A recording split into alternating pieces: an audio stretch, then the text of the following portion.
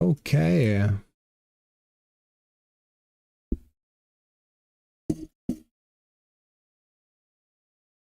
Bonjour tout le monde, bonjour tout le monde, bonjour tout le monde. Je vais laisser les gens arriver, je vais faire cherche le gestionnaire de stream un petit instant.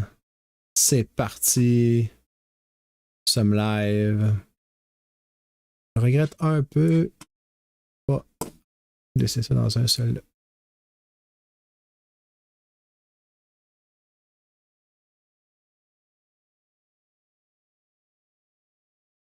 Bonjour, bonjour, bonjour, bonjour. Alors, vous allez me voir regarder en haut comme ça quand je suis rendu à...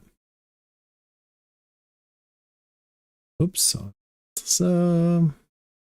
Live. Bonjour, bonjour, bonjour. Bonjour à tout le monde. Nous sommes live. Je vais regarder mon gestionnaire de stream dans un deuxième écran qui est placé plus haut. Alors, vous allez me voir regarder au ciel comme ça tout au long de la soirée. Ah, pour ceux qui sont présents, voulez-vous me faire un petit sound check? Est-ce que vous entendez But the other top issue on the campaign trail, how much families are struggling to cover the cost of childcare. This has been a big one in terms of talking points. Senator Vance made some headlines recently over his suggestion that grandparents should be more involved. Yeah, Cecilia, this caught the attention of a lot of parents and young kids. This is the care economy, right? It's been a central talking point for both Vance and Walz. But here's the brutal reality. The cost of childcare is rising faster than inflation. It's almost double the rate of inflation. Both of these candidates have said they support permanently expanding the child tax credit. Nous sommes sur CBS, c'est le poste sur lequel le débat aura lieu. Priority here if they win. But again, few specifics on how long it should be. And we do know that Vance told our colleague Margaret Brennan back in August that he supports. On peut baisser un peu le son pour l'instant, vous voyez. C'est un peu fort. Est-ce que le son, ça dit, vous l'entendez bien?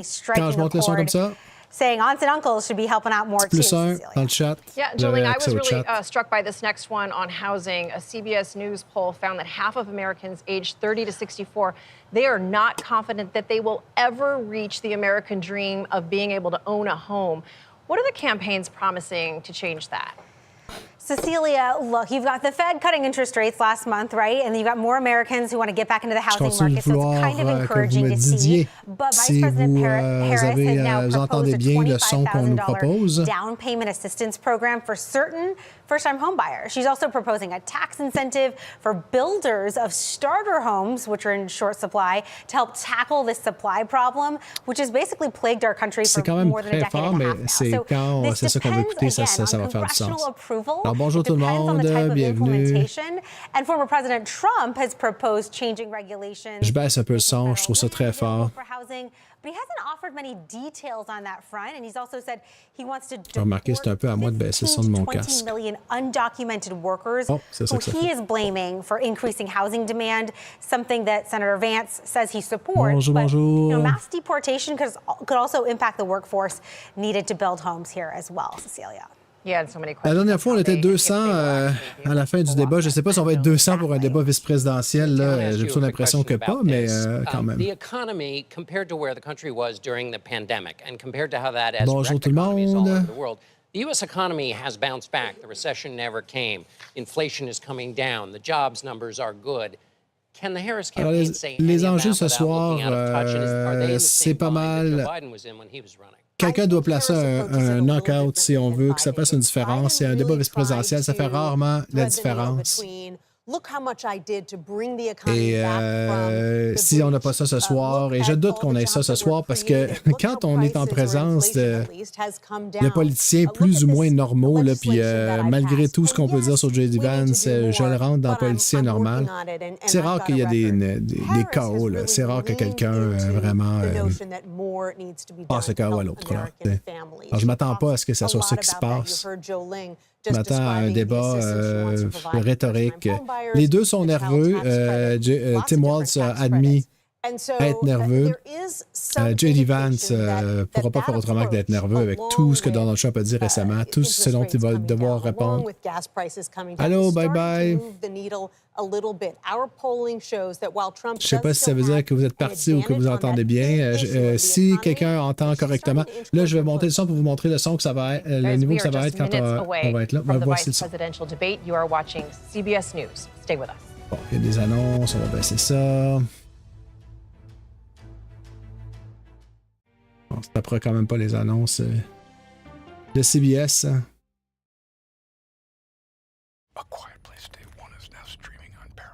Les annonces de films d'horreur en plus.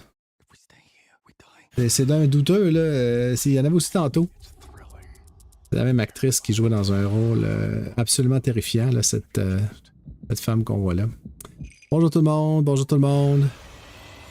Comme on continue de s'accumuler dans le live, nous sommes live. Le débat va commencer dans 6 minutes 30 secondes.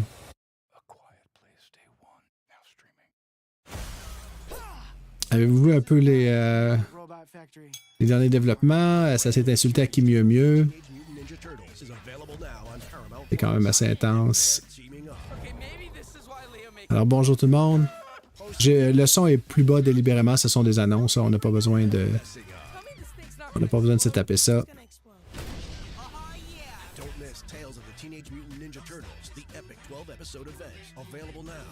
Des prédictions pour ce soir, quelqu'un? Moi, je pense que Tim Walz va bien paraître quand il va parler, mais qu'il va se faire trébucher par quelques lignes bien placées de J.D. Vance. Je pense que J.D. Vance va avoir généralement l'air bizarre, mais qu'il n'y a pas grand-chose que Tim Walz va sortir qui va le surprendre. Vous voyez, c'est un peu complémentaire, là. Ça va être un peu le contraire. Encore une fois, ce soir, pour faire un impact, le débat vice-présidentiel, normalement, il doit avoir vraiment un gagnant clair. C'est très serré la course à la présidence, alors normalement, chaque détail compte, mais vraiment, les débats vice-présidentiels sont moins couverts. Mais on est vraiment dans un cycle très spécial, un peu anormal. Donc, très difficile de prédire ce qui va se passer. Vous me voyez regarder par en haut, je vais le dire pendant la soirée. C'est là que je suis le chat, s'il y a du chat ou s'il y a quoi que ce soit. Et c'est ce qui me dit qu'est-ce qui se passe avec le stream. 4 minutes avant le débat. Vous êtes de bonne humeur? Vous êtes fatigué? Moi, je suis un peu fatigué, mais j'ai pris un peu de café avant parce que sinon, on s'en sortira pas. Mais je pense pas que ça va être parce que ça va être ennuyeux. Je pense pas que ça va être ennuyeux du tout.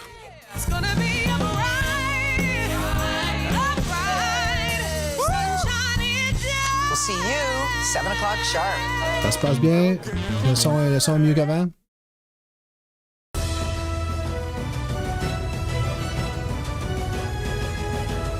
Welcome back to the vice presidential debate coverage on CBS News. Our Ed O'Keefe is ensconced with all of our colleagues in the press corps over there in the room down the aisle from the actual debate location. Ed, we've seen major news the day of a debate before, and we're sure getting it today. Yeah, John, you remember back in 2016 when you hosted the Republican presidential primary debate?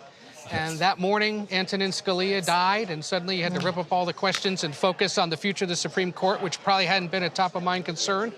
Well, look at what's happened in the last few days. It's only October 1, but in essence, we've had some surprises. The intensification of the situation in the Middle East, major storms ravaging the Southeast that are now going to cause some debate over spending and climate change. All of them a reminder that as president, whoever is president, faces all sorts of unexpected challenges that suddenly can prop up. And, you know, it'll be interesting to see tonight exactly how that factors in to the debate. Cecilia?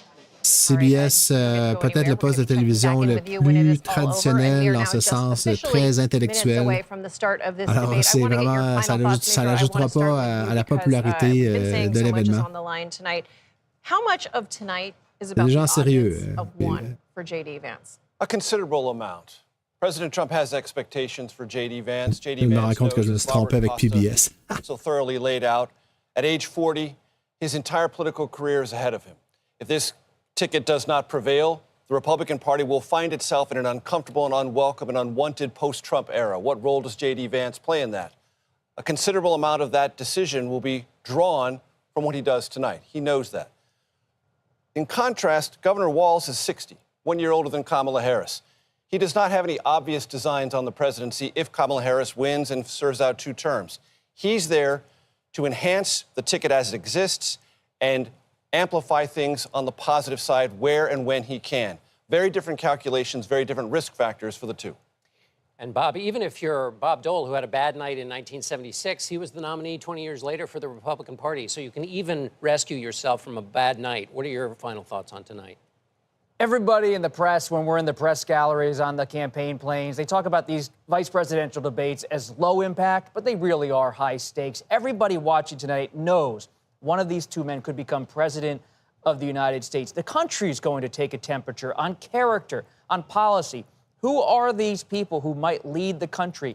And one of them might be leading the country should a crisis happen, a heartbeat away from the presidency. We live in a time of assassination attempts on the Republican nominee, of political violence, and of aging politicians. So it's no question that one day one of these people could be president. We hope all people live healthy lives and serve full terms, but you never know in American history. That's what the history always tells us. Nancy, other big event is these incredible floods in North Carolina, which also is a platform for presidents.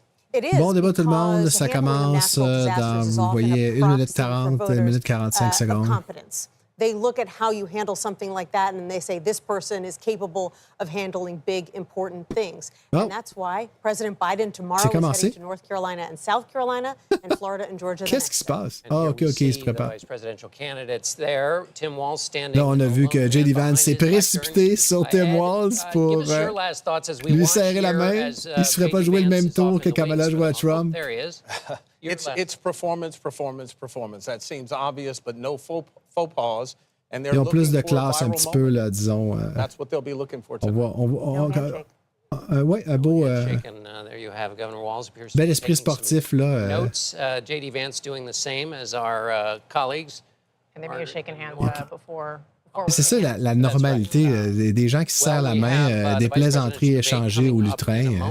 C'est supposé être normal. C'est ça qu'on est supposé voir dans Politique. Ohio Senator J.D. Vance and Minnesota Governor Tim Walz take the stage. Well, they've taken the stage, so stick with us here and join us also on our streaming channel, CBS News 24/7, for exclusive content you won't see anywhere else. C'est parti, mesdames et messieurs. J'espère que vous êtes prêts.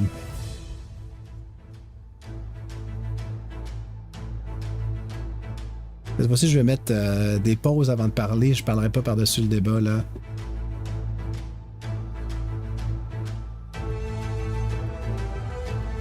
OK. Bon débat tout le monde. Ça commence dans 5 secondes.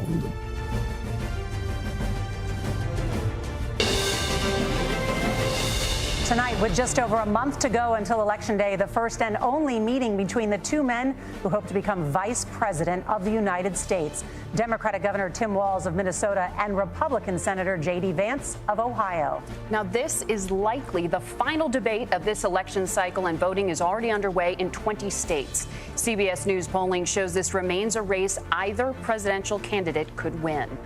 C'est vrai ce qu'ils disent, le vote est commencé aux États-Unis, les gens ont déjà commencé à voter, donc on a un premier impact là, déjà de la campagne qui se fait sentir. Pour certaines personnes, ce débat ne voudra plus rien dire. The CBS News vice presidential debate starts now. Fight for every single vote, and we're going to take this country back. And we are ready to continue to build the future together. We're going to turn this whole country red with President Donald J. Trump's leadership. You know, it's at the end of this little journey, Kamala Harris as the next president of the United States. This is a CBS News special, live from CBS News headquarters in New York. America Decides, the Vice Presidential Debate. Good evening, I'm Nora O'Donnell, and thank you for joining us for tonight's CBS News Vice Presidential Debate. We want to welcome our viewers on CBS, on other networks here in the U.S. and around the world. We have a consequential night ahead, and our focus is the issues that matter to you, the voter. Let's introduce the candidates. Minnesota's Democratic Governor Tim Walz and Ohio's Republican Senator J.D. Vance, tonight meeting for the first time. I'm Margaret Brennan. In order to have a thoughtful and civil debate, these are the rules that both campaigns have agreed to. Questions will be directed at one candidate, who will have 2 minutes to respond. The other candidate will be allowed 2 minutes for rebuttal. Then each candidate will get another minute to make further points, with an additional 1 minute each at the discretion of the moderator. The primary role of the moderators is to facilitate the debate between the candidates, enforce the rules, and provide the candidates with the opportunity to fact-check claims made by each other. On notera bien qu'il n'y aura pas de fact-check cette fois-ci de la part des modérateurs. CBS News reserves the right to mute the candidates' microphones to maintain decorum. We have not shared the questions or topics with the campaigns. The stage is set. Governor, Senator, thank you for joining us. Let's get started. Tonight, our country is facing several unfolding crises. The Middle East is on the brink of war. Americans are suffering from the catastrophic impact of Hurricane Helene. And now a labor strike as 25,000 dock workers from Maine to Texas are picketing. We're going to begin tonight with the Middle East. Margaret. Thank you, Nora. Earlier today, Iran launched its largest attack yet on Israel, but that attack failed, thanks to joint U.S. and Israeli defensive action. President Biden has deployed more than 40,000 U.S. military personnel and assets to that region over the past year to try to prevent a regional war. Iran is weakened, but the U.S. still considers it the largest state sponsor of terrorism in the world, and it has drastically reduced the time it would take to develop a nuclear weapon. It is down now to 1 or 2 weeks' time. Governor Walz, if you were the final voice in the Situation Room, would you support or oppose a preemptive strike by Israel on Iran? You have 2 minutes. Well, thank you. And thank you for those joining at home tonight. Let's keep in mind where this started. October 7th, Hamas terrorists massacred over 1,400 Israelis and took C'est un petit peu nerveux.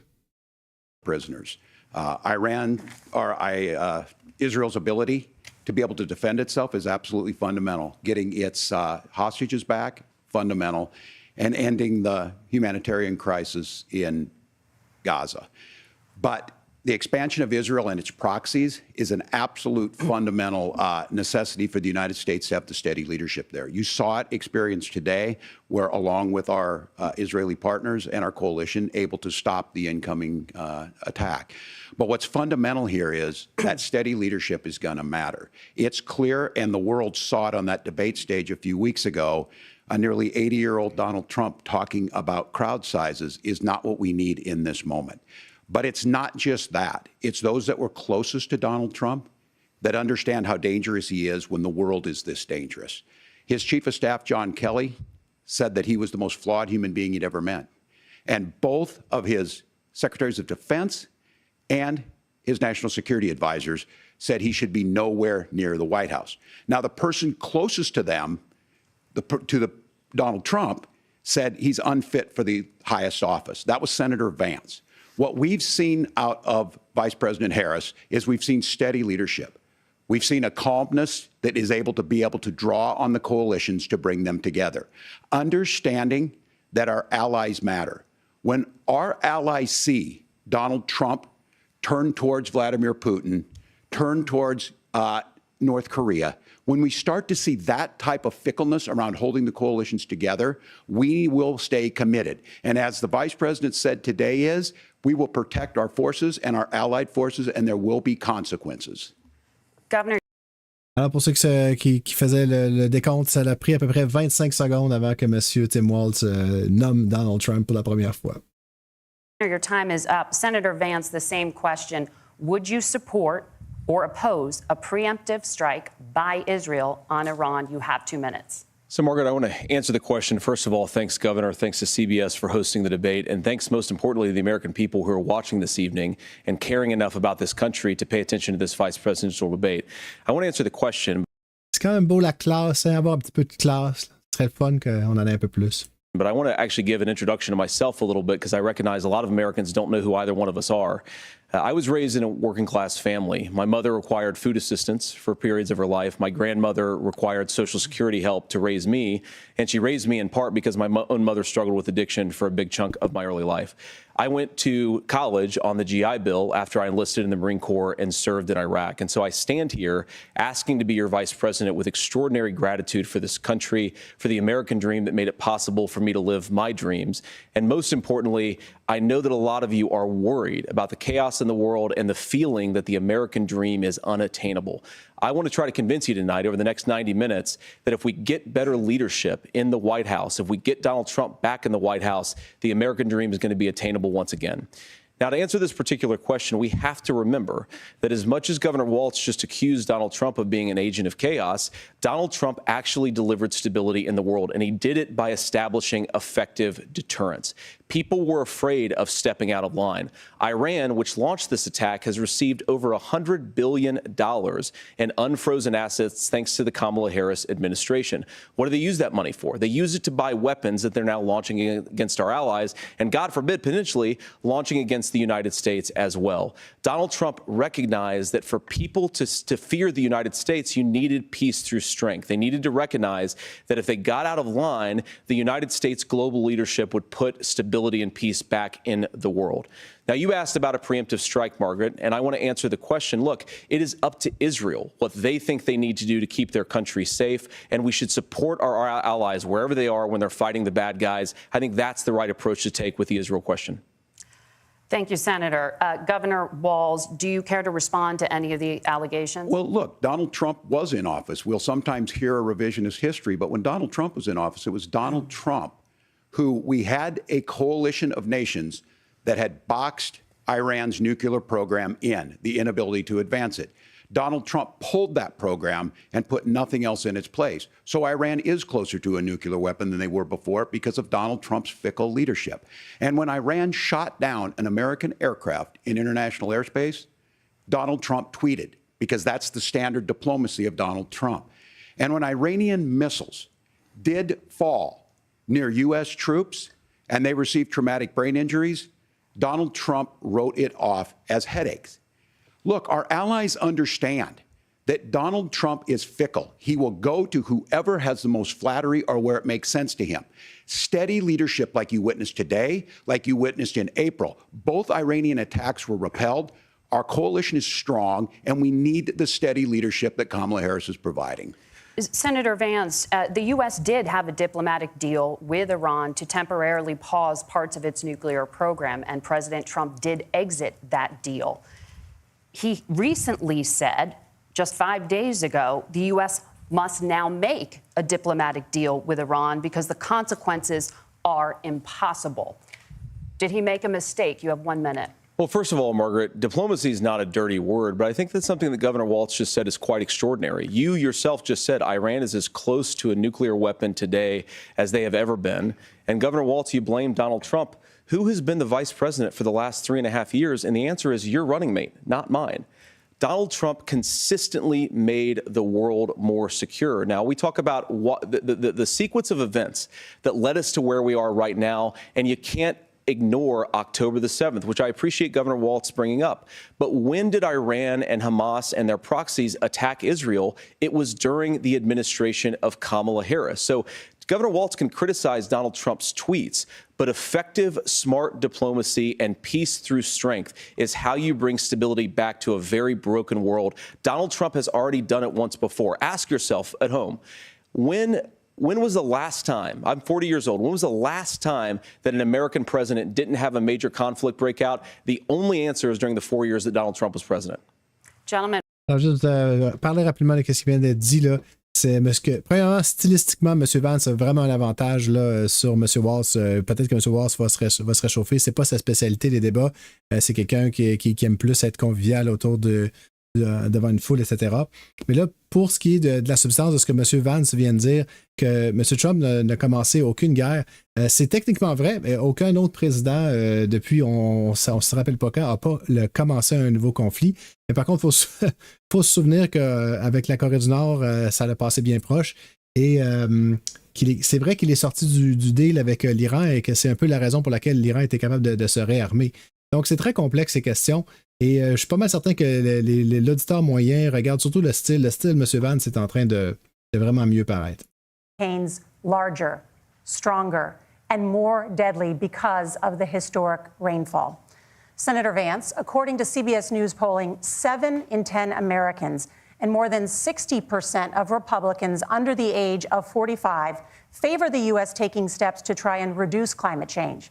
Senator, what responsibility would the Trump administration have to try and reduce the impact of climate change? I'll give you 2 minutes. Sure. So first of all, let's start with the hurricane, because it's an unbelievable, unspeakable human tragedy. I just saw today, actually, a photograph of 2 grandparents on a roof with a 6-year-old child, and it was the last photograph ever taken of them because the roof collapsed and those innocent people lost their lives. And I'm sure Governor Walz joins me in saying our hearts go out to those innocent people, our prayers go out to them, and we want as robust and aggressive as a federal response as we can get to save as many lives as possible, and then, of course, afterwards, to help the people in those communities rebuild. I mean, these are communities that I love. Some of them I know very personally in Appalachia, all across the Southeast. They need their government to do their job, and I commit that when Donald Trump is president again, the government will put the citizens of this country first when they suffer from a disaster.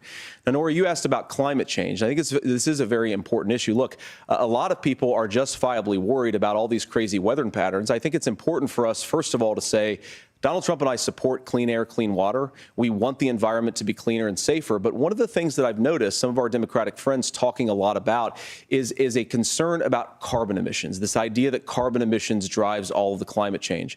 Well, let's just say that's true, just for the sake of argument, so we're not arguing about weird science. Let's just say that's true.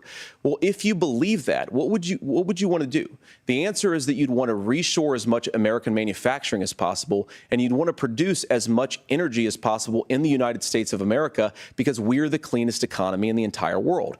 What have Kamala Harris's policies actually led to? More energy production in China, more manufacturing overseas, more doing business in some of the dirtiest parts of the entire world. And when I say that, I mean the amount of carbon emissions they're doing per unit of economic output. So if we actually care about getting cleaner air and cleaner water, the best thing to do is to double down and invest in American workers and the American people. And unfortunately, Kamala Harris has done exactly the opposite. Ça va dire que les États-Unis sont l'économie la plus propre du monde. Il y a beaucoup de centrales électriques au charbon aux États-Unis, alors il faut quand même pas charrier, là. Of governors, as we work together on these emergency managements. Governors know no partisanship. They work together. So all of the governors and the emergency responders are on the ground. Those happen on the front end. The federal government comes in, makes sure they're there to that we recover. But we're still in that phase where we need to make sure that they're staying there, staying focused. Now, look, coming back to the climate change issue, there's no doubt this thing roared onto the scene faster and stronger than anything we've seen. Senator Vance has said that there's a climate problem in the past. Donald Trump called it a hoax, and then joked that these things would make more beachfront property to be able to invest in. What we've seen out of the Harris administration now, the Biden-Harris administration, is we've seen this investment. We've seen massive investments, the biggest in global history that we've seen in the Inflation Reduction Act, has created jobs all across the country. 2,000 in Jeffersonville, Ohio, taking the EV technology that we invented and making it here. 200,000 jobs across the country. The largest solar manufacturing plant in North America sits in Minnesota. But my farmers know climate change is real. They've seen 500-year droughts, 500-year floods back to back. But what they're doing is adapting, and this has allowed them to tell me, look, I harvest corn, I harvest soybean, and I harvest wind. We are producing more natural gas and more oil at any time than we ever have. We're also producing more clean energy. So the solution for us is to continue to move forward, that climate change is real. Reducing our impact is absolutely critical, but this is not a false choice. You can do that at the same time you're creating the jobs that we're seeing all across the country. That's exactly what this administration has done. We are seeing us becoming an energy superpower for the future, not just the current. And that's what absolutely makes sense. And then we start thinking about how do we mitigate these disasters. Thank you. Senator, I want to give you an opportunity to respond there. The governor mentioned that President Trump has called climate change a hoax. Do you agree?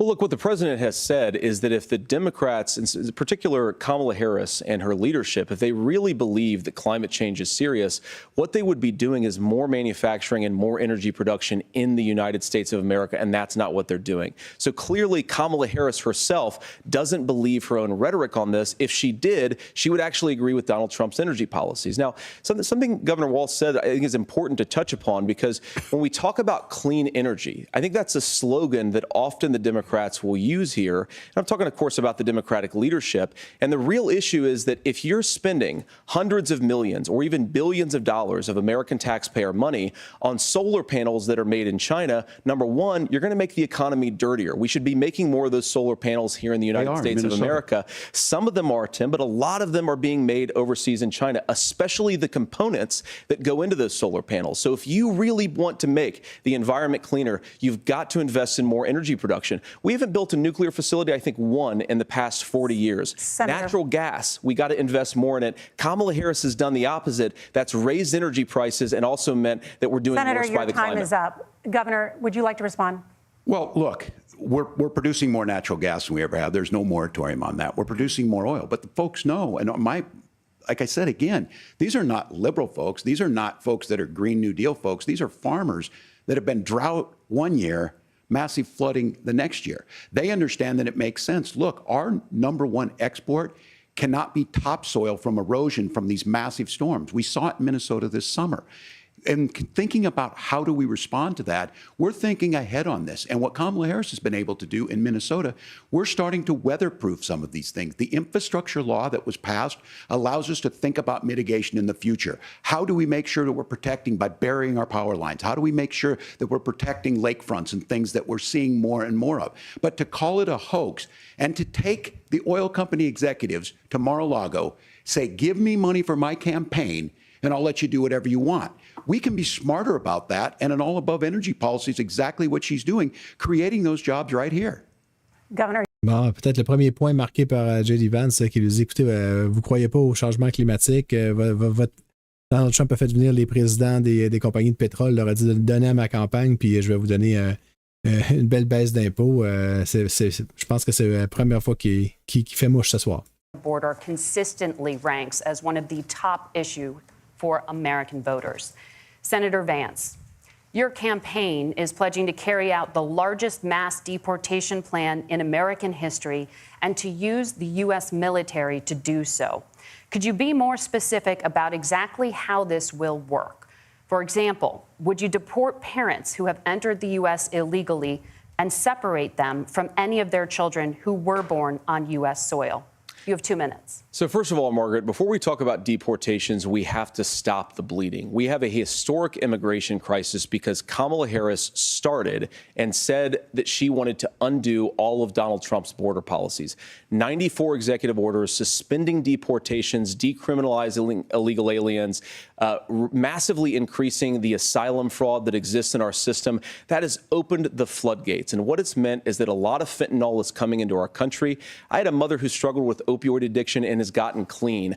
I don't want people who are struggling with addiction to be deprived of their second chance because Kamala Harris let in fentanyl into our communities at record levels. So you've got to stop the bleeding. You've got to re-implement Donald Trump's border policies, build the wall, re-implement deportations. And that gets me to your point, Margaret, about what do we actually do? So we've got 25 million illegal aliens who are here in the country. What do we do with them? I think the first thing that we do is we start with the criminal migrants. About 1 million of those people have committed some form of crime in addition to crossing the border illegally. I think you start with deportations on those folks. And then I think you make it harder for illegal aliens to undercut the wages of American workers. A lot of people will go home if they can't work for less than minimum wage in our own country. And by the way, that'll be really good for our workers who just want to earn a fair wage for doing a good day's work. And the final point, Margaret, is you ask about family separation. Right now in this country, Margaret, we have 320,000 children that the Department Department of Homeland Security has effectively lost. Some of them have been sex trafficked. Some of them hopefully are at homes with their families. Some of them have been used as drug trafficking mules. The real family separation policy in this country is unfortunately Kamala Harris's wide open southern border. And I'd ask my fellow Americans to remember, when she came into office, she said she was going to do this. Real leadership would be saying, you know what, I screwed up. We're going to go back to Donald Trump's border policies. I wish that she would do that. It would be good for all of us. Alors, J.D. Vance répond aux questions, fait des longs détours, mais revient et répond à la question. C'est quand même rafraîchissant de voir ça. Mais il a quand même réussi à danser autour de la question qui était vos déportations de masse, parlons-en. Alors, il a dit, parlons de ce qu'on va faire avant, puis parlons de ce qu'on va faire après, puis parlons de par quoi on va commencer les déportations de masse. Puis en réalité, la vraie déportation de masse, c'est de laisser la frontière ouverte. Alors, M. Trump parle de déportation de masse, prendre l'armée, ramasser des millions de personnes, puis les déporter, séparer les familles si nécessaire. Alors, il a réussi à pas mal faire danser autour tout en ayant techniquement répondu à la question. Alors, c'est un bon moment pour vous dire que M. J.D. Vance est diplômé d'une école prestigieuse aux États-Unis. C'est quelqu'un qui a sûrement un quotient intellectuel très élevé, certainement plus encore que M. Walz, qui n'a pas non plus l'éducation aussi prestigieuse de M. Vance. Alors, on voit à quel point ça peut faire une différence dans un débat. Là. Il est extrêmement habile, M. Vance. C'est quand même dommage, de mon point de vue, qu'il défende une cause comme Donald Trump. En 2016, il était contre de M. Trump. Là, maintenant, il est son plus fervent supporter. Très habile, M. Vance. Wants to get it done. Democrats and Republicans worked on this piece of legislation. The Border Patrol said, this is what we need in here. These are the experts. And the Chamber of Commerce and the Wall Street Journal said, pass this thing. Kamala Harris helped get there. 1,500 new border agents. Detection for drugs. DOJ money to speed up these the adjudications on this, just what America wants. But as soon as I was getting ready to pass and actually tackle this, Donald Trump said no. Told them to vote against it because it gives him a campaign issue. It gives him to, what would Donald Trump talk about if we actually did some of these things? And they need to be done by the legislature. You can't just do this through the executive branch. So look, we have the options to do this. Donald Trump had 4 years. He had 4 years to do this. And he promised you, America, how easy it would be. I'll build you a big, beautiful wall, and Mexico will pay for it. Less than 2% of that wall got built, and Mexico didn't pay a dime. But here we are again, 9 years after he came down that escalator, dehumanizing people and telling them what he was going to do. As far as the deportation plan, at one point, Senator Vance said it was so unworkable to be laughable. So that's where we're at. Pass the bill, she'll sign it. Governor, your time is up. Senator, the question was, will you separate parents from their children, even if their kids are U.S. citizens? You have 1 minute. Margaret, my point is that we already have massive child separations thanks to Kamala Harris's open border. And I didn't accuse Kamala Harris of inviting drug mules. I said that she enabled the Mexican drug cartels to operate freely in this country. And we know that they use children as drug mules, and it is a disgrace, and it has to stop. Look, I think what Tim said just doesn't pass the smell test. For 3 years, Kamala Harris went out bragging that she was going to undo Donald Trump's border policy. She did exactly that. We had a record number of illegal crossings. We had a record number of fentanyl coming into our country. And now that she's running for president, or a few months before, she says that somehow she got religion and cared a lot about a piece of legislation.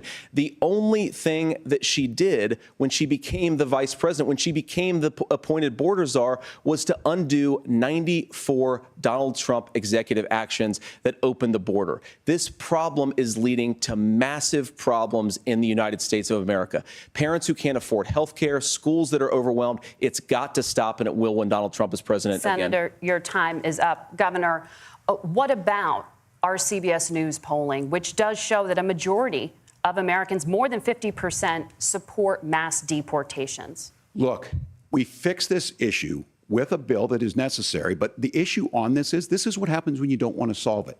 You demonize it. And we saw this, and Senator Vance, and it surprises me on this, talking about and saying, I will create stories to bring attention to this. That vilified a large number of people who were here legally in the community of Springfield. The Republican governor said, it's not true, don't do it. There's consequences for this. There's consequences. We could come together. Senator Langford did it. We could come together and solve this if we didn't let Donald Trump continue to make it an issue. And the consequences in Springfield were the governor had to send state law enforcement to escort kindergartners to school. I believe Senator Vance wants to solve this, but by standing with Donald Trump and not working together to find a solution, it becomes a talking point. And when it becomes a talking point like this, we dehumanize and villainize other human beings.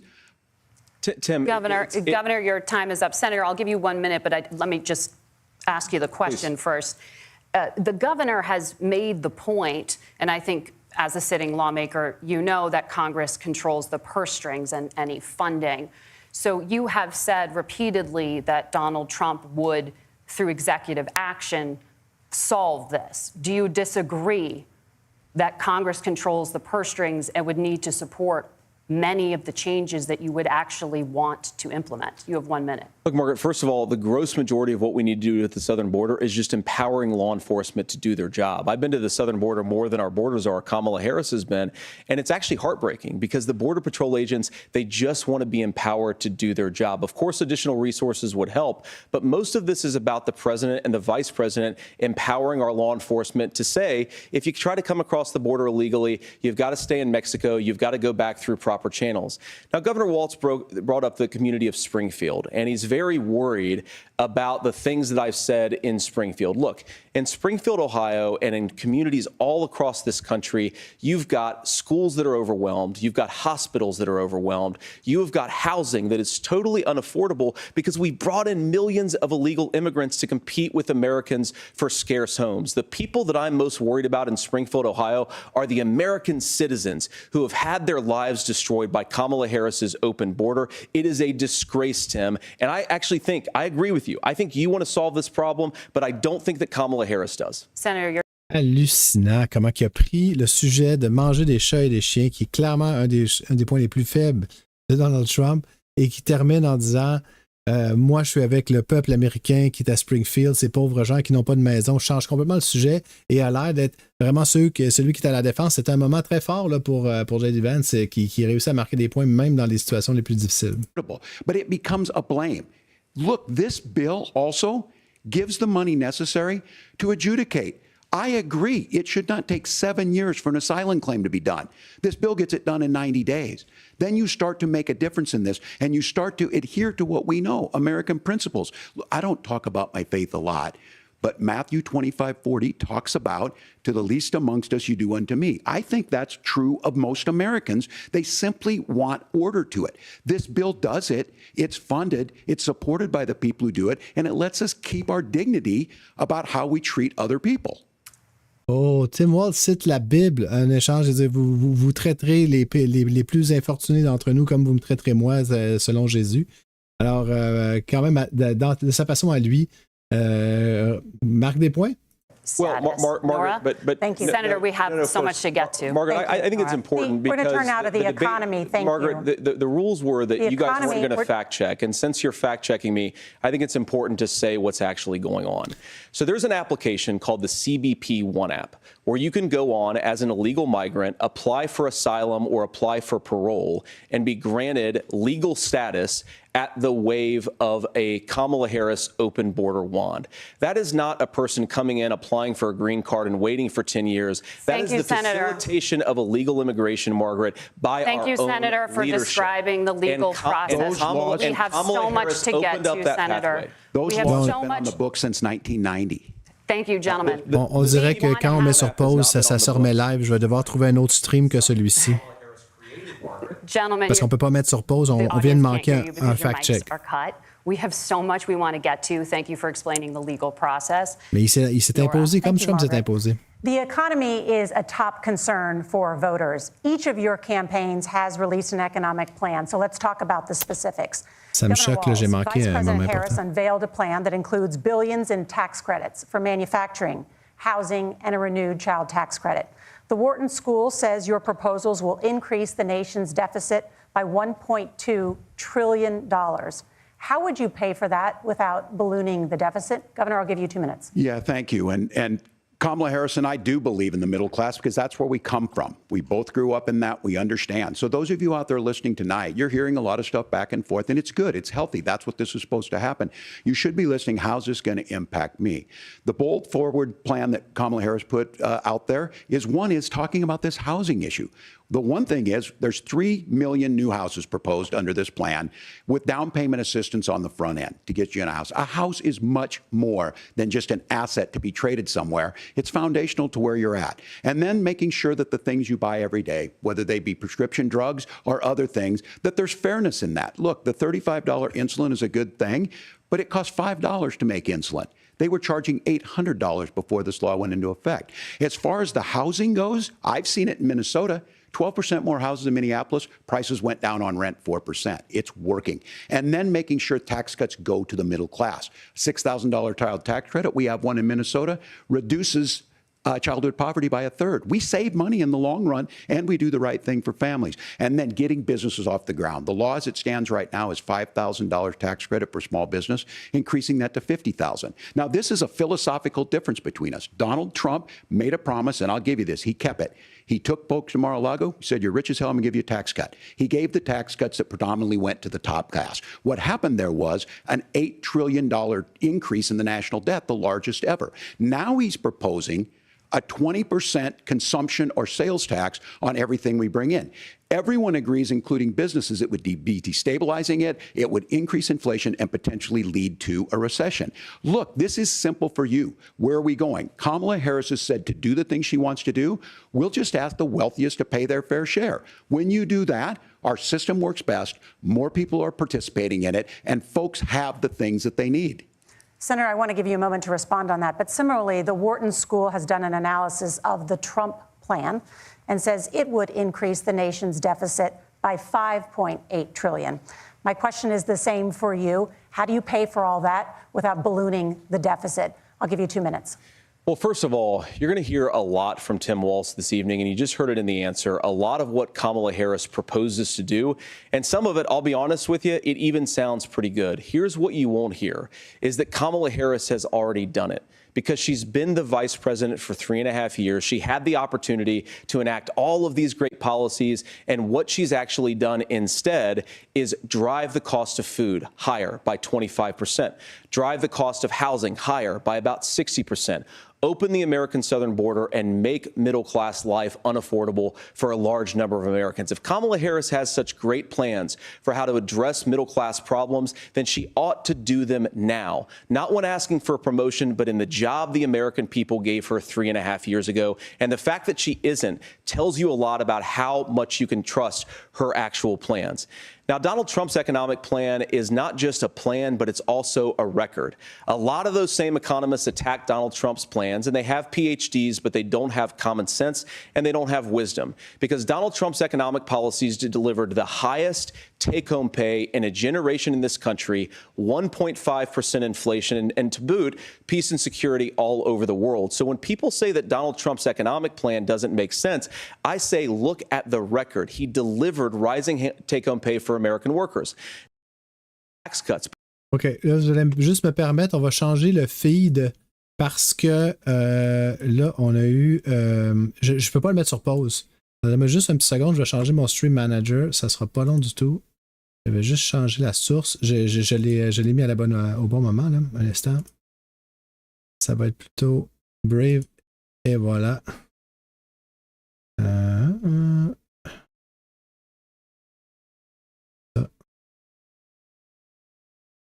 Ça devrait être beau. Alors, on change simplement la source. Vous me direz si vous l'entendez bien. Je mets le son. C'est parti. Oh, ça. Je me rends compte qu'il faut que je change. OK. OK, allons-y. Admirably admits that they want to undo the Trump tax cuts. But if you look at what was so different about Donald Trump's tax cuts, even from previous Republican tax cut plans, is that a lot of those resources went to giving more take-home pay to middle-class and working-class Americans. It was passed in 2017, and you saw an American economic boom unlike we've seen in a generation in this country. That is a record that I'm proud to run on, and we're going to get back to that common sense wisdom so that you can afford to live the American American dream again. I know a lot of you are struggling. I know a lot of you are worried about paying the bills. It's going to stop when Donald Trump brings back common sense to this country. Governor, do you want to respond to that? What has Kamala Harris done for the middle class? Yeah, well, Kamala Harris's day one was Donald Trump's failure on COVID that led to the collapse of our economy. We were already before COVID in a manufacturing recession, but 10 million people out of work, largest percentage since the Great Depression. 9 million jobs closed on that. That was day one, whether it was the Infrastructure Act or other things we moved. Now, you made a question about experts, said this. I've made a note of this. Economists can't be trusted. Science can't be trusted. National security folks can't be trusted. Look, if you're going to be president, you don't have all the answers. Donald Trump believes he does. My pro tip of the day is this. If you need heart surgery, listen to the people at the Mayo Clinic in Rochester, Minnesota, not Donald Trump. And the same thing goes with this. And I ask you out there, teachers, nurses, truck drivers, whatever, how is it fair that you're paying your taxes every year and Donald Trump hasn't paid any federal tax in the last 15 years, and the last year as president? That's what's wrong with the system. There's a way around it, and he's bragged about that. We're just asking for fairness in it, and that's all you want. You have a minute. Governor, you say trust the experts. But those same experts for 40 years said that if we shipped our manufacturing base off to China, we'd get cheaper goods. They lied about that. They said if we shipped our industrial base off to other countries, to Mexico and elsewhere, it would make the middle class stronger. They were wrong about that. They were wrong about the idea that if we made America less self-reliant, less productive in our own nation, that it would somehow make us better off, and they were wrong about it. And for the first time in a generation, Donald Trump had the wisdom and the courage to say to that bipartisan consensus, we're not doing it anymore. We're bringing American manufacturing back. We're unleashing American energy. We're going to make more of our own stuff. And this isn't just an economic issue. I mean, I've got 3 beautiful little kids at home, 7, 4, and 2, and I love them very much, and I hope they're in bed right now. But look, so many of the drugs, the pharmaceuticals that we put in the bodies of our children are manufactured by nations that hate us. This has to stop, and we're not going to stop it by listening to experts. We're going to stop it by listening to common sense wisdom, which is what Donald Trump governed on. Senator. Incroyable. Même sur un sujet que M. Walz va souligner que M. Trump est contre les experts, il est contre les économistes, il est contre la science, il est contre machin. Puis comment répondre à ça? M. Vance dit, ben c'est les experts qui ont dit de signer des traités de libre-échange, puis de délocaliser, puis de couper tous les jobs au local, puis qui se sont ramassés à comme détruire notre classe moyenne. Donc, non merci pour les experts. En passant, j'ai des enfants et j'espère qu'ils dorment en ce moment. Trouve le temps de mettre une blague là-dedans. Là. Alors, disons simplement qu'à titre... les démocrates doivent être contents que c'est pas lui le candidat républicain parce que, oh là là, il est vraiment efficace. Your time is up. Governor Walz, can you address that? I mean, voters say they trust Donald Trump on the economy more. Why? Well, if you're listening tonight and you want billionaires to get tax cuts, you heard what the numbers were. Look, I'm a union guy on this. I'm not a guy who wanted to ship things overseas, but I understand that, look, we produce soybeans and corn. We need to have fair trading partners. That's something that we believe in. I think the thing that most concerns me on this is Donald Trump was the guy who created the largest trade deficit in American history with China. So the rhetoric is good. Much of what the senator said right there, I'm in agreement with him on this. I watched it happen too. I watched it to my communities, and we talked about that. But we had people undercutting the right to collectively bargain. We had right to work states made it more difficult. We had companies that were willing to ship it over, and we saw people profit. Folks that are venture capital in some cases, putting money into companies that were overseas. We're in agreement that we bring those home. The issue is Donald Trump is talking about it. Kamala Harris has a record, 250,000 more manufacturing jobs just out of the IRA. May I respond to that?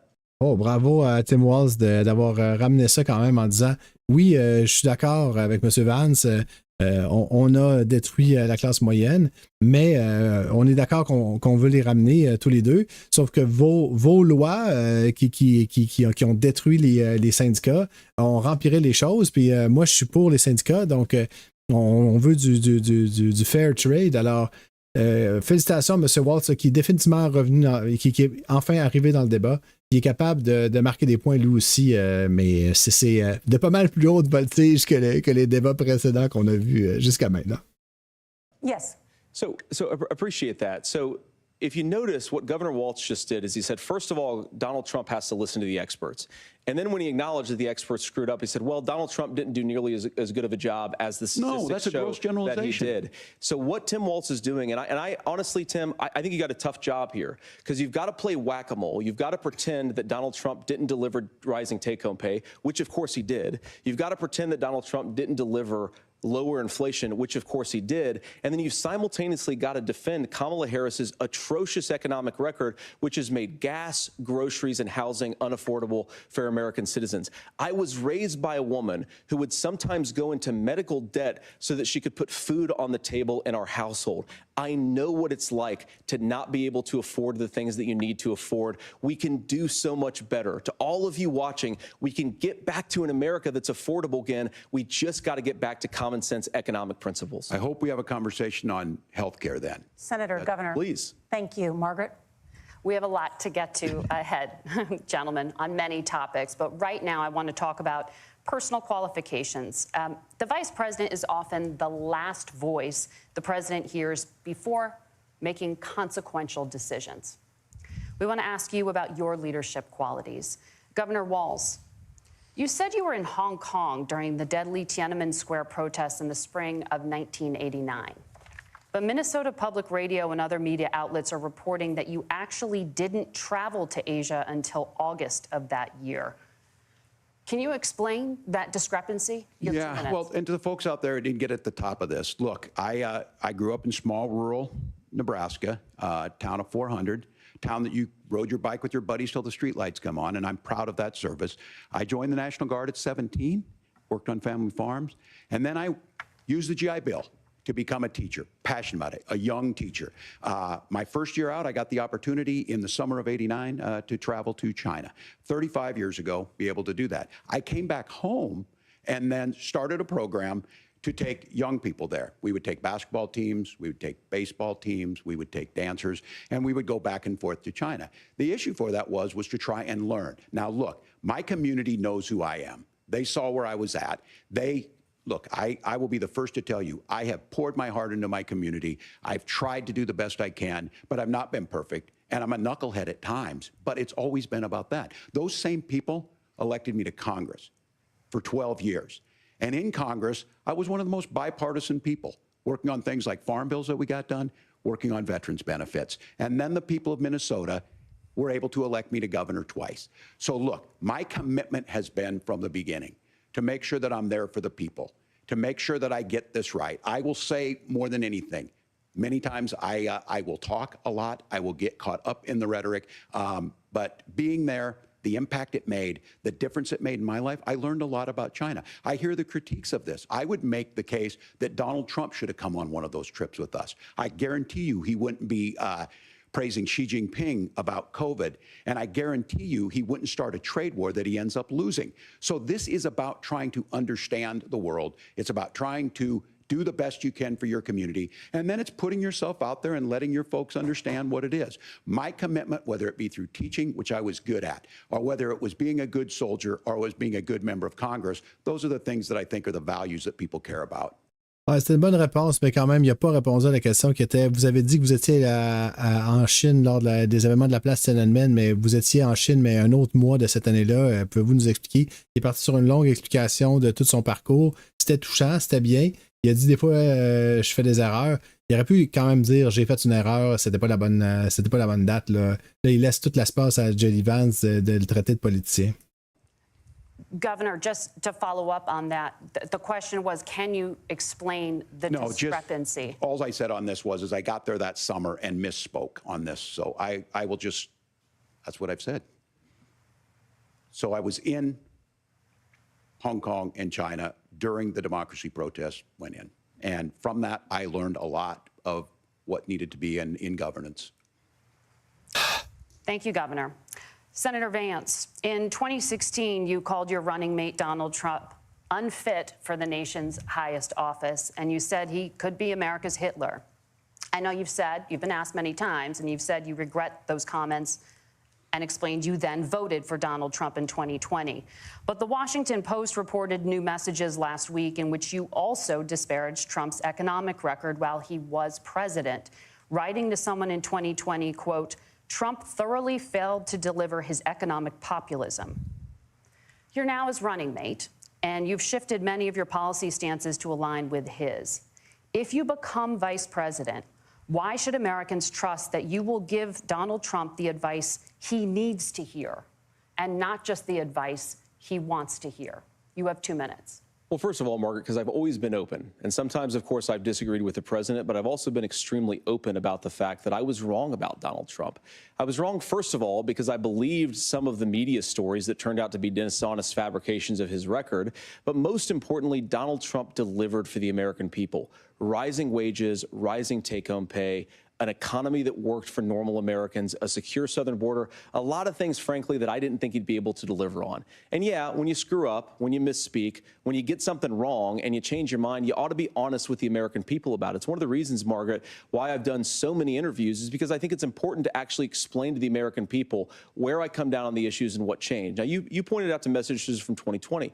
Margaret, I've been extremely consistent that I think there were a lot of things that we could have done better in the Trump administration the first round if Congress was doing its job. I strongly believe, and I've been a United States Senator, that Congress is not just a high-class debating society. It's not just a forum for senators and congressmen to whine about problems. It's a forum to govern. So there were a lot of things on the border, on tariffs, for example, where I think that we could have done so much more if the Republican Congress and the Democrats in Congress had been a little bit better about how they govern the country. They were so obsessed with impeaching Donald Trump, they couldn't actually govern. And I want to talk about this tariff issue in particular, Margaret, because Tim just accused this of being a national sales tax. Look, the one thing, and you're probably surprised to hear me praising Joe Biden, but the one thing that Joe Biden did is he continued some of the Trump tariffs that protected American manufacturing jobs. And it's the one issue, the most pro-worker part of the Biden administration, it's the one issue where Kamala Harris has run away from Joe Biden's record. Think about this. If you're trying to employ slave laborers in China at $3 a day, you're going to do that and undercut the wages of American workers unless our country stands up for itself and says you're not accessing our markets unless you're paying middle-class Americans a fair wage. Senator, your time is up. Nora? Thank you. Now to the issue of reproductive rights. Governor Walz, after Roe versus Wade was overturned, you signed a bill into law that made Minnesota one of the least restrictive states in the nation when it comes to abortion. Former President Trump said in the last debate that you believe abortion, quote, in the 9th month is absolutely fine. Yes or no? Is that what you support? I'll give you 2 minutes. That's not what the bill says, but look, this issue is what's on everyone's mind. Donald Trump put this all into motion. He brags about how great it was that he put the judges in and overturned Roe versus Wade, 52 years of personal autonomy.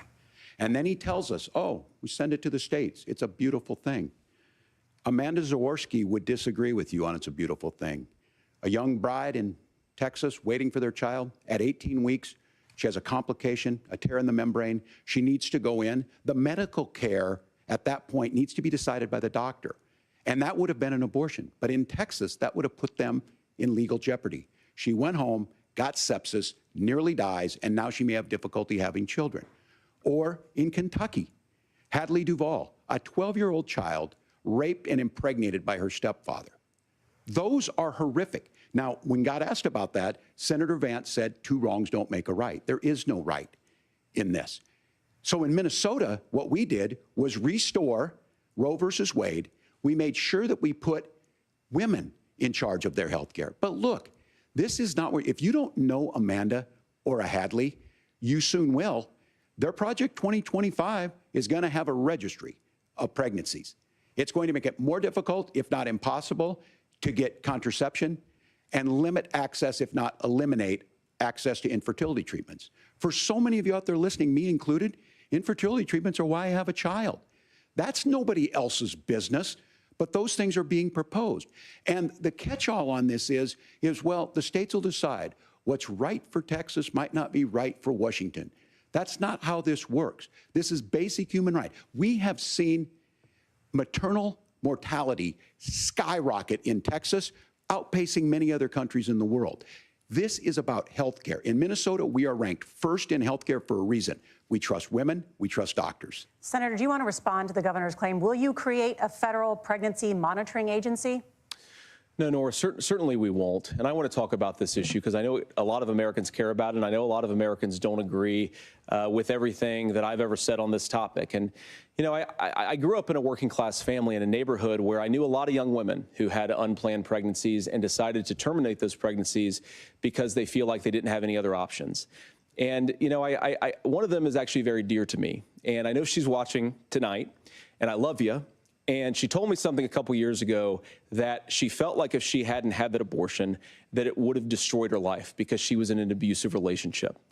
And I think that what I take from that as a Republican who proudly wants to protect innocent life in this country, who proudly wants to protect the vulnerable, is that my party, we've got to do so much better of a job at earning the American people's trust back on this issue where they frankly just don't trust us. And I think that's one of the things that Donald Trump and I are endeavoring to do.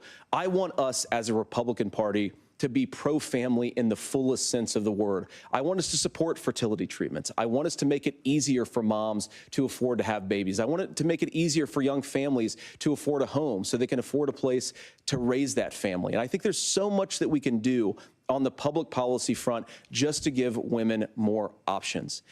Now, of course, Donald Trump has been very clear that on the abortion policy specifically, that we have a big country and it's diverse. And California has a different viewpoint on this than Georgia. Georgia has a different viewpoint from Arizona. And the proper way to handle this, as messy as democracy sometimes is to let voters make these decisions, let the individual states make their abortion policy. And I think that's what makes the most sense in a very big, a very diverse, and let's be honest, sometimes a very, very messy and divided country. Faut dire, là, très habile, M. Vance, là, mais même lui, la technique qu'il fait pour s'en sortir ici sur la question de l'avortement, c'est on a perdu la confiance des gens là-dessus, puis il faut qu'on la regagne en faisant plein d'autres choses, mais pas en leur donnant le droit de gérer leur propre corps. C'est très, très, très, très, très difficile de mettre du rouge à lèvres sur ce cochon-là, comme on dit en américain. Mais il le fait un peu, mais quand même, là, quelle position insoutenable. Des fillettes de 12 ans qui doivent accoucher du bébé de leur beau-père, comme l'histoire que M. Walz vient de raconter, ou des femmes qui doivent attendre de tomber en septicémie avant qu'on les traite, parce que sinon, c'est techniquement un avortement et les médecins sont passibles de 20 ans de prison. C'est absolument absurde, là, et c'est le seul pays développé là, qui a une telle situation. Là. Governor, would you like to respond and also answer the question about restrictions? Yeah, well, the question got asked, and Donald Trump made the accusation that wasn't true about Minnesota. Well, let me tell you about this idea that there's diverse states. There's a young woman named Amber Thurman. She happened to be in Georgia, a restrictive state. Because of that, she had to travel a long distance to North Carolina to try and get her care. Amber Thurman died in that journey back and forth. The fact of the matter is, how can we as a nation say that your life and your rights, as basic as the right to control your own body, is determined on geography? There's a very real chance, had Amber Thurman lived in Minnesota, she would be alive today. That's why the restoration of Roe versus Wade. When you listen to Vice President Harris talk about this subject and you hear me talk about it, you hear us talking exactly the same. Donald Trump is trying to figure out how to get the political right of this. I agree with a lot of what Senator Vance said about what's happening. His running mate, though, does not, and that's the problem. Governor, your time is up. Senator, let me ask you about that. He mentioned, was, I think, referring to a national ban. In the past, you have supported a federal ban on abortion after 15 weeks. In fact, you said if someone can't support legislation like that, quote, you are making the United States the most barbaric pro-abortion regime anywhere in the entire world. My question is, why have you changed your position? Well, Nora, first of all, I never supported a national ban. I did, when I was running for Senate in 2022, talk about setting some minimum national standard. For example, we have a partial birth abortion ban in place in this country at the federal level. I don't think anybody's trying to get rid of that, or at least I hope not, though I know that Democrats have taken a very radical pro-abortion stance. But Nora, you know, one of the things that changed is in the state of Ohio, we had a referendum in 2023, and the people of Ohio voted overwhelmingly, by the way, against my position. And I think that what I learned from that, Nora, is that we've got to do a better job at winning back people's trust. So many young women would love to have families. So many young women also see an unplanned pregnancy as something that's going to destroy their livelihood, destroy their education, destroy their relationships. And we have got to earn people's trust back. And that's why Donald Trump and I are committed to pursuing pro-family policies, making child care more accessible, making fertility treatments more accessible, because we've got to do a better job at that. And that's what real leadership is. Incroyable. Monsieur Vance va dire, il y a eu un référendum dans mon État, celui que je représente, et je me suis fait complètement planter. La population était complètement contre ma position. Et c'est un argument en sa faveur. Incroyable. Governor, your response. I'm going to respond on the pro-abortion piece of that. No, we're not. We're pro-women. We're pro-freedom to make your own choice. We know what the implications are to not be that. Women having miscarriages, women not getting the care, physicians feeling like they may be prosecuted for providing that care. And as far as making sure that we're educating our children and giving them options, Minnesota's a state with one of the lowest teen pregnancy rates. We understand that too. We know that the options need to be available, and we make that true. We also make it, we're a top 3 state for the best place to raise children. But these two things to try and say that we're pro-children, but we don't like this, or you guys are pro-abortion, that's not the case at all. We are pro-freedoms for women to make their choices, and we're going, and Kamala Harris is making the case, to make options for children more affordable, a $6,000 child tax credit, but we're not going to base that on the backs of making someone like Amber Thurman drive 600 miles to try and get health care. Senator? May I respond to that? First of all, Governor, I agree with you. Amber Thurman should still be alive, and there are a lot of people who should still be alive, and I certainly wish that she was. And maybe you're free to disagree with me on this and explain this to me, but as I read the Minnesota law that you signed into law, the statute that you signed into law, it says that a doctor who presides over an abortion where the baby survives, the doctor is under no obligation to provide life-saving care to a baby who survives a botched late-term abortion. That is, I think, whether you're pro-choice or pro-abortion, that is fundamentally barbaric. And that's why I use that word, Nora, is because some of what we've seen, do you want to force Catholic hospitals to perform abortions against their will? Because Kamala Harris has supported suing Catholic nuns to violate their freedom of conscience. We can be a big and diverse country where we respect people's freedom of conscience and make the country more pro-baby and pro-family. But please. Yes, Governor, please respond. Look, this is one where there's always something there. This is a very simple proposition. These are women's decisions to make about their healthcare decisions, and the physicians who know best when they need to do this. Trying to distort the way a law is written to try and make a point, that's not it at all. What was I wrong about, Governor? Please tell me, what was I wrong about? That is not the way the law is written. Look, I've given this... But how? I've given this advice on a lot of things, that getting involved, getting engaged, that's been misread, and it was fact-checked at the last debate. But the point on this is there's a continuation of these guys to try and tell women or to get involved. I use this line on this, just mind your own business on this. Things worked best when Roe versus Wade was in place. When we do a restoration of Roe, that works best. That doesn't preclude us from increasing funding for children. It doesn't increase us from making sure that once that child's born, like in Minnesota, they get meals, they get early childhood education, they get health care. So the hiding behind we're going to do all these other things when you're not proposing them in your budget, Kamala Harris is proposing them. She's proposing all those things to make life easier for families. I asked a specific question, Governor. You gave me a slogan as a response. It's not the case. It's not true. That's not what the law says. So they fact-checked it with President Trump. Gentlemen, there's a lot to discuss. We have to move on, and we're going to be right back with much more of the CBS News vice presidential debate in just a moment. C'est quand même un peu bizarre. Je vais mettre nos propres annonces pendant qu'il y a des annonces.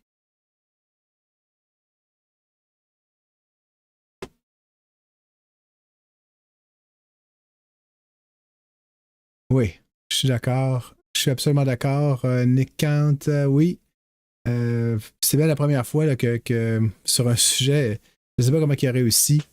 Je ne sais pas comment il a fait. J.D. Vance doit avoir le dessus dans des circonstances aussi difficiles. Justifier, là, c'est comme un concours de rhétorique. Là. Défendez l'indéfendable. Et Vance le fait avec beaucoup de talent. Alors, je suis vraiment impressionné. Mais là, effectivement, sur le dernier débat, c'est quand même remarquable Ça va dire, bon, la loi vous permet toutes sortes de choses horribles, c'est pas vrai, machin, on verra. J'étais quand même un peu... Monsieur Walz a dit, ben, votre solution qui est de continuer d'interdire aux femmes d'avoir des avortements, mais en échange, on donne toutes sortes de choses aux bébés. D'accord, mais c'est pas dans votre budget, c'était dans notre budget. J'ai trouvé que c'était une bonne réponse. Alors, on sent quand même qu'il y a beaucoup de respect entre les deux parties. Donc, c'est un débat civil.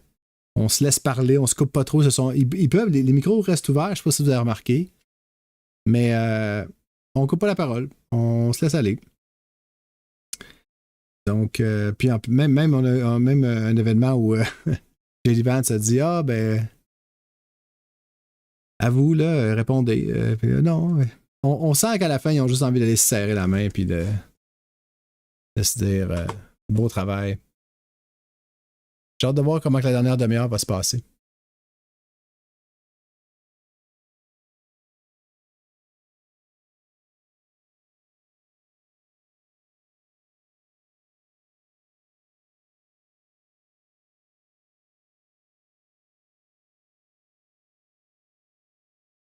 Vous m'excuserez, on va laisser YouTube mettre des annonces pendant qu'il y a des vraies annonces.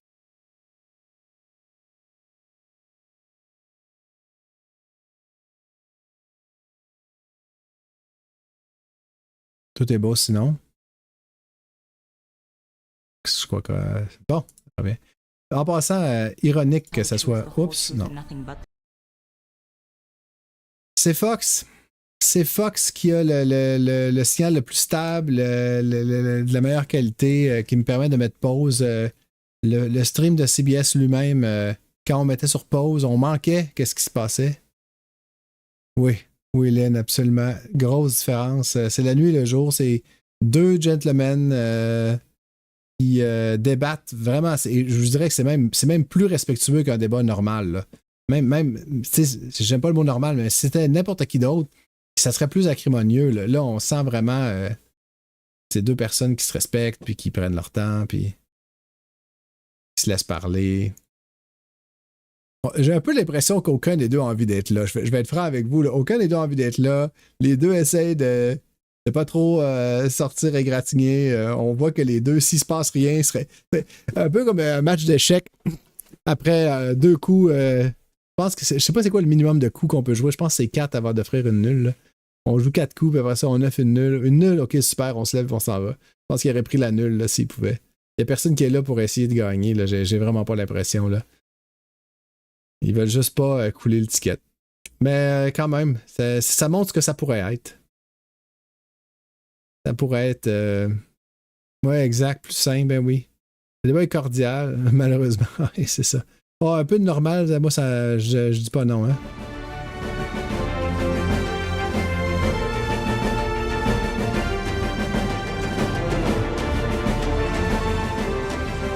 Welcome back to the CBS News vice presidential debate. We want to turn now to America's gun violence epidemic. The leading cause of death for children and teens in America is by firearms. Senator Vance, you oppose most gun legislation that Democrats claim would curb gun violence. You oppose red flag gun laws and legislation to ban certain semi-automatic rifles, including AR-15s. So let me ask you, earlier this year, for the first time, the parents of a school shooter were convicted of involuntary manslaughter and sentenced to 10 years in prison. Do you think holding parents responsible could curb mass shootings? I'll give you 2 minutes. Yeah, well, Nora, on that particular case, I don't know the full details, but I certainly trust local law enforcement and local authorities to make those decisions. I think in some cases the answer is going to be yes, and in some cases the answer is going to be no. And the details really matter here, of course. For example, if a kid steals a gun, that's going to be different than if a parent hands over a gun knowing that their kid is potentially dangerous. But look, I want to just sort of speak as a father of 3 beautiful little kids, and our oldest is now in 2nd grade.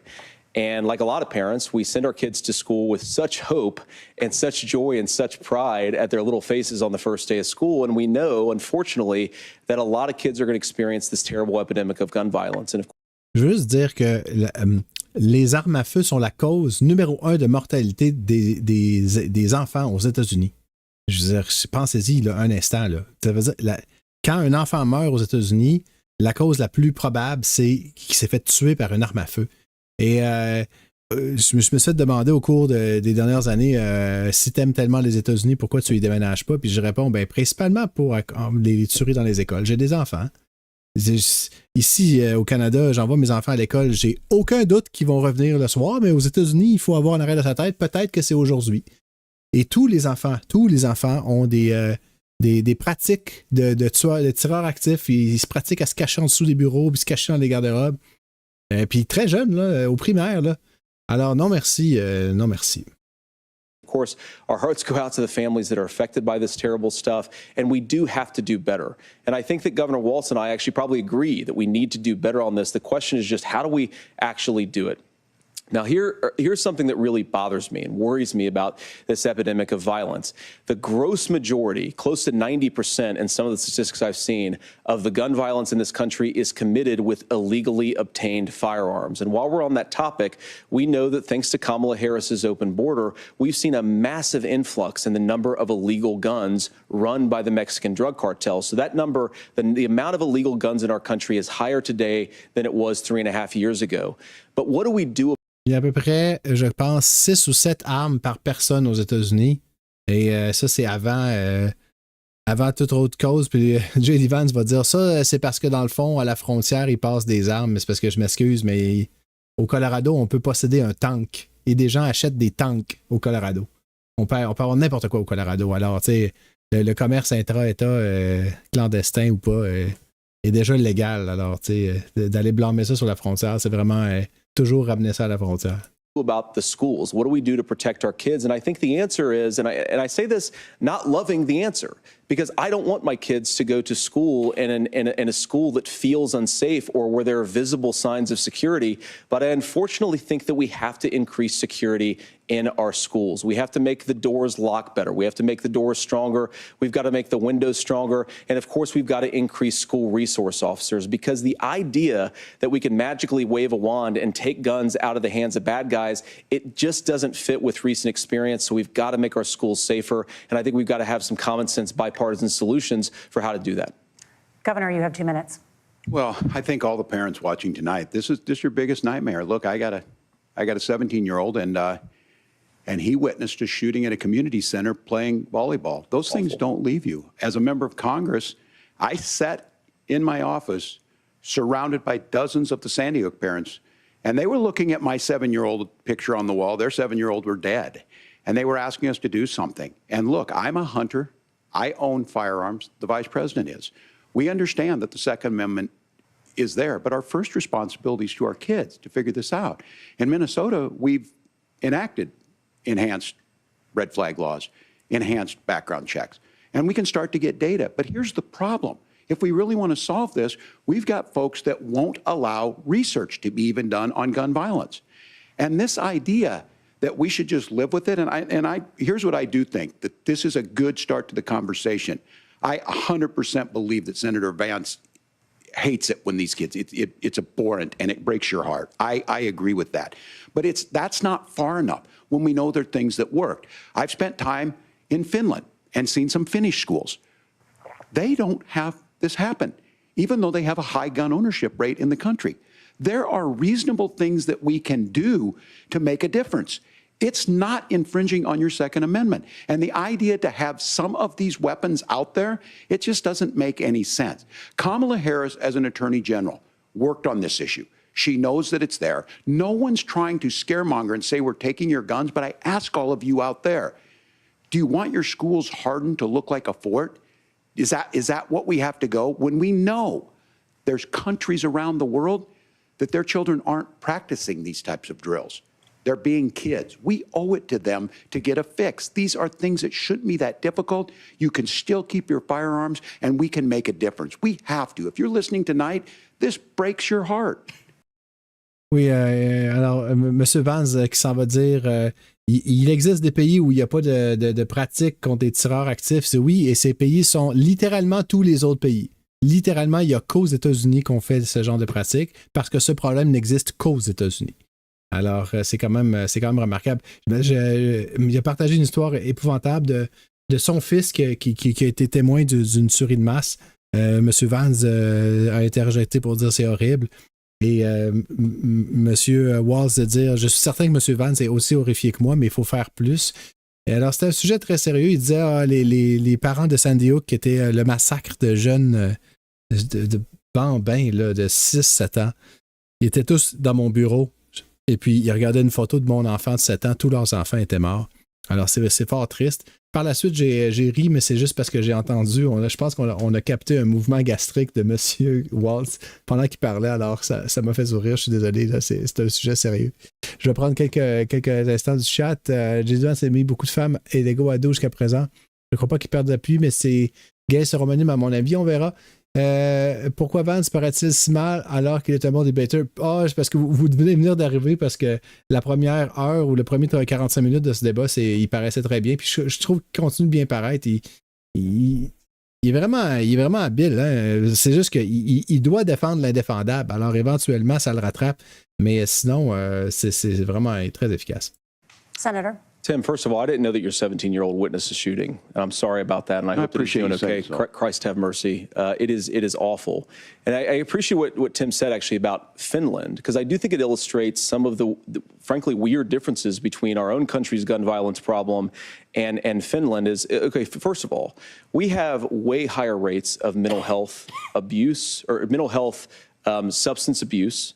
We have way higher rates of depression, way higher rates of anxiety. We unfortunately have a mental health crisis in this country that I really do think that we need to get to the root causes of, because I don't think it's the whole reason why we have such a bad gun violence problem, but I do think it's a big piece of it. Another driver of the gun violence epidemic, especially that affecting our kids, it doesn't earn as many headlines, but is the terrible gun violence problem in a lot of our big cities. And this is why we have to empower law enforcement to arrest the bad guys, put them away, and take gun offenders off the streets. I think there's a whole host of things that we can do here, but I do think at our schools we've got to talk about more security. Senator, thank you. La police. La police a besoin de plus d'armes. Il y a besoin d'avoir plus de policiers aux États-Unis. C'est ça la solution de M. Vance, avoir un policier dans chaque école. On a vu ce qui s'est passé à Uvalde au Texas. Ils arrivent à 8 voitures, puis ils restent dans leur voiture, puis ils n'interviennent pas. Alors, excusez-moi, la police, c'est pas une solution. Oui, non, je suis d'accord. Governor, you previously opposed an assault weapons ban, but only later in your political career did you change your position. Why? Yeah, I sat in that office with those Sandy Hook parents. I've become friends with school shooters. I've seen it. Look, the NRA, I was an NRA guy for a long time. They used to teach gun safety. I'm of an age where my shotgun was in my car so I could pheasant hunt after football practice. That's not where we live today.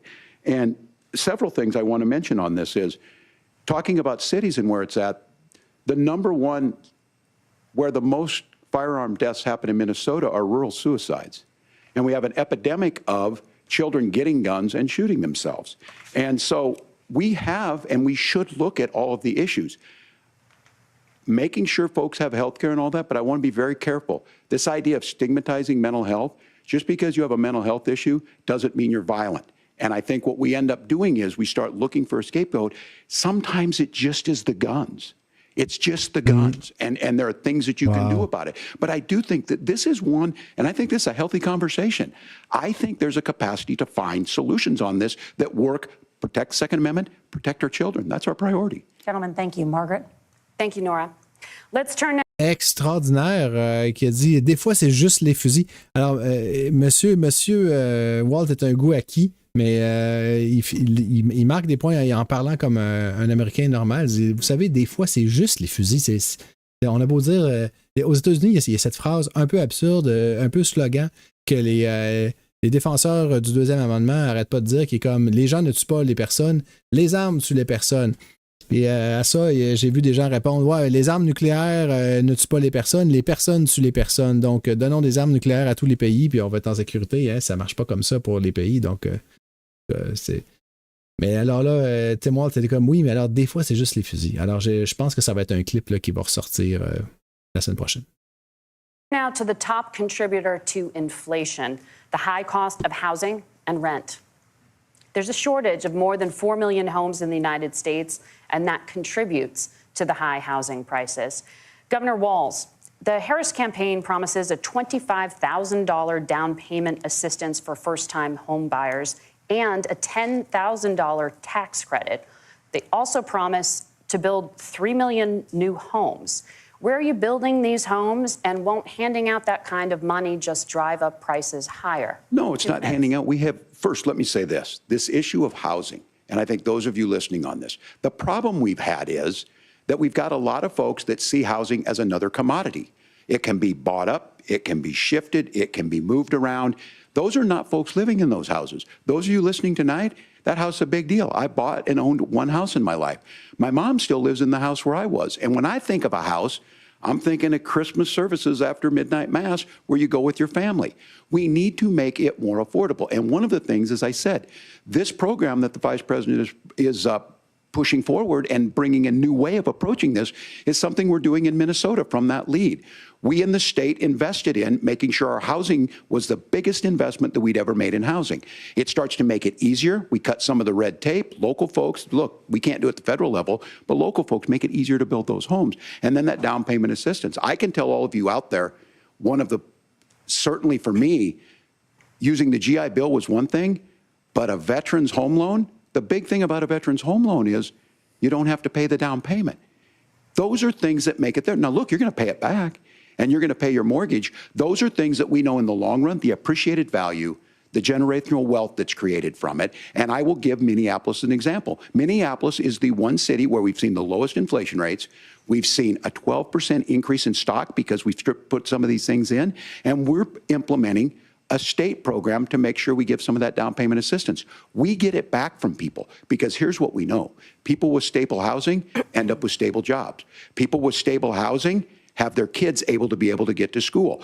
All of those things in the long run end up saving our money. And that's the thing that I think we should be able to find some common ground in, but we can't blame immigrants for the only reason. That's not the case that's happening in many cities. The fact of the matter is that we don't have enough naturally affordable housing, but we can make sure that the government's there to help kickstart it, create that base.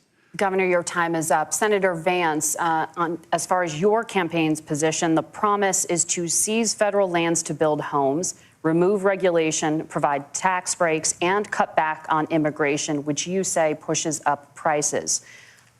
Where are you going to build all the new homes you're promising, and what part of any of this plan will provide immediate relief? You have 2 minutes. Well, first of all, Tim just said something that I agree with. We don't want to blame immigrants for higher housing prices, but we do want to blame Kamala Harris for letting in millions of illegal aliens into this country, which does drive up costs, Tim. 25 million illegal aliens competing with Americans for scarce homes is one of the most significant drivers of home prices in the country. It's why we have massive increases in home prices that have happened right alongside massive increases in illegal alien populations under Kamala Harris's leadership. Now, Tim just mentioned a bunch of ideas. Now, some of those ideas I actually think are halfway decent, and some of them I disagree with. But the most important thing here is Kamala Harris is not running as a newcomer to politics. She is the sitting vice president. If she wants to enact all of these policies to make housing more affordable, I invite her to use the office that the American people already gave her, not sit around and campaign and do nothing while Americans find the American dream of homeownership completely unaffordable. Now, you asked, Margaret, what would immediately change the equation for American citizens? If you lower energy prices, as Donald Trump says, drill, baby, drill, one of the biggest drivers of housing costs aside from illegal immigration is, think about it, if a truck driver's paying 40% more for diesel, then the lumber he's delivering to the job site to build the house is also going to become a lot more expensive. If we open up American energy, you will get immediate pricing relief for American citizens, not, by the way, just in housing, but in a whole host of other economic goods, too. Senator Vance, you still have 23 seconds there. Do you want to answer? Can I have it? Where, Governor, we will get to you in a moment. But, Senator, where are you going to seize the federal lands? Can you clarify?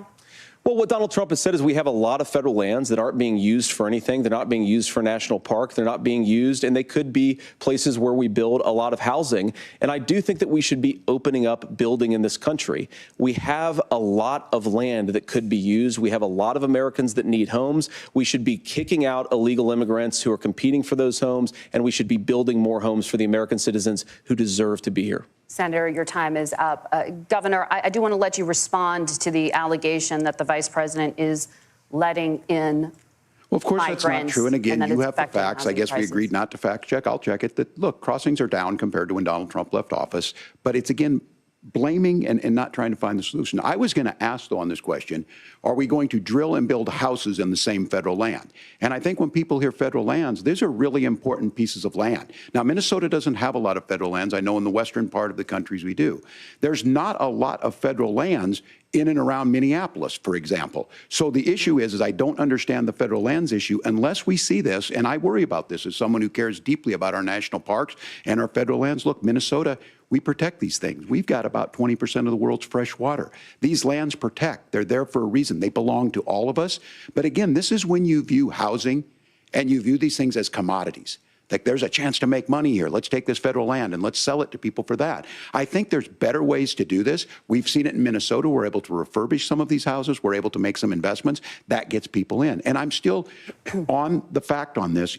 Economists, Senator Vance, you said you don't like the economists. Which economists are saying that it is immigrants that's adding to the cost? Governor, your time is up. But Senator, on that point, I'd like for you to clarify. There are many contributing factors to high housing costs. What evidence do you have that migrants are part of this problem? Well, there's a Federal Reserve study that we're happy to share after the debate. We'll put it up on social media, actually, that really drills down on the connection between increased levels of migration, especially illegal immigration, and higher housing prices. Now, of course, Margaret, that's not the entire driver of higher housing prices. It's also the regulatory regime of Kamala Harris. Look, we are a country of builders. We're a country of doers. We're a country of explorers. But we increasingly have a federal administration that makes it harder to develop our resources, makes it harder to build things, and wants to throw people in jail for not doing everything exactly as Kamala Harris says they have to do. And what that means is that you have a lot of people who would love to build homes who aren't able to build homes. I actually agree with Tim Walz. We should get out of this idea of housing as a commodity. But the thing that has most turned housing into a commodity is giving it away to millions upon millions of people who have no legal right to be here. What are the federal regulations? I deal with this as a governor. You can very quickly reply. I'm sorry. I get this as a governor, and I don't necessarily disagree with that in some cases, many of those are local, many of them are state. I don't know which ones are federal, but I think whenever we talk regulations, people think they can get rid of them. I think you want to be able to get out of your house in a fire. I think you want to make sure that it's fireproof and those types of things. So which are the regulations? Because the vice president's not responsible for those. Congress writes those. Governor, thank you. Gentlemen, we have a lot to get to. You're passionate about the housing crisis, I can tell. But Nora? Thank you. One of the top problems facing Americans is the high cost of health care. Senator Vance, at the last presidential debate, former President Trump was asked about replacing the Affordable Care Act. In response, he said, "I have concepts of a plan." Since then, Senator, you've talked about changing how chronically ill Americans get health insurance. Can you explain how that would work? And can you guarantee that Americans with pre-existing conditions won't pay more? I'll give you 2 minutes. Well, of course, we're going to cover Americans with pre-existing conditions. In fact, a lot of my family members have gotten health care.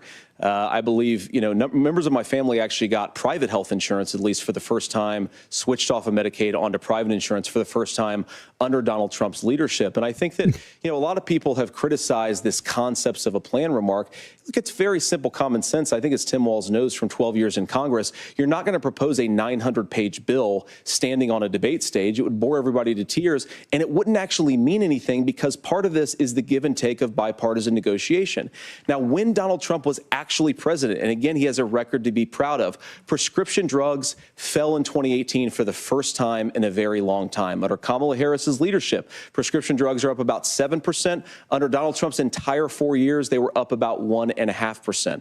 He introduced pricing transparency. Think about healthcare. You go into a hospital, you try to buy something, and nobody knows what it actually costs. That price transparency will actually give American consumers a little bit more choice and will also drive down costs. And we talked about, you know, the reinsurance regulations is what I was talking about. Look, Donald Trump has said that if we allow states to experiment a little bit on how to cover both the chronically ill but the non-chronically ill, it's not just a plan. He actually implemented some of these regulations when he was president of the United States. And I think you can make a really good argument that it salvaged Obamacare, which was doing disastrously until Donald Trump came along.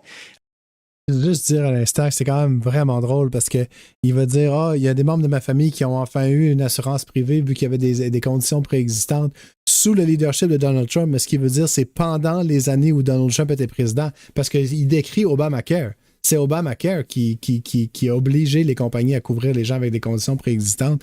Donc, il peut dire merci à Obama, comme le meme « Thanks Obama », mais à la place, il va dire c'était sous le leadership de Donald Trump. Alors, M. Trump, ça fait depuis 2015 qu'il dit qu'il veut remplacer l'Obamacare, l'abolir et le remplacer. On est en 2024 et il nous dit qu'il y a des concepts de plans. Alors, c'est un peu comme les fameux plans du troisième lien à Québec. Là. 10 ans plus tard, on les attend encore. I think this is an important point about President Trump. Of course, you don't have to agree with everything that President Trump has ever said or ever done. But when Obamacare was crushing under the weight of its own regulatory burden and healthcare costs, Donald Trump could have destroyed the program. Instead, he worked in a bipartisan way to ensure that Americans had access to affordable care. It's not perfect, of course, and there's so much more that we can do. But I think that Donald Trump has earned the right to put in place some better healthcare policies. He's earned it because he did it successfully the first time. Governor? All right, here's where being an old guy gives you some history. I was there at the creation of the ACA.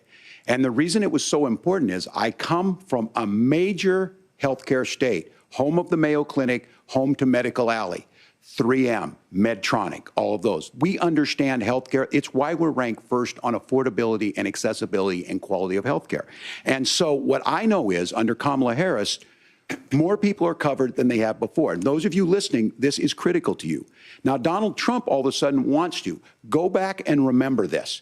He ran on the first thing he was going to do on day one was to repeal Obamacare. On day one, he tried to sign an executive order to repeal the ACA. He signed on to a lawsuit to repeal the ACA, but lost at the Supreme Court. And he would have repealed the ACA had it not been for the courage of John McCain to save that bill.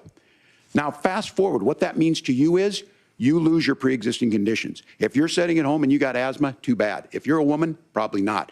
Broke your foot during football, might kick you out. Your kids get kicked out when they're 26. Kamala Harris negotiated drug prices for the first time with Medicare. We have 10 drugs that will come online, the most common ones that'll be there. But look, this issue, and when Donald Trump said, I've got a concept of a plan, it cracked me up as a fourth grade teacher because my kids would have never given me that. But what Senator Vance just explained might be worse than a concept because what he explained is pre-Obamacare. And I'll make this as simple as possible because I have done this for a long time. What they're saying is, if you're healthy, why should you be paying more? So what they're going to do is let insurance companies pick who they insure because guess what happens? You pay your premium, it's not much. They figure they're not going to have to pay out to you.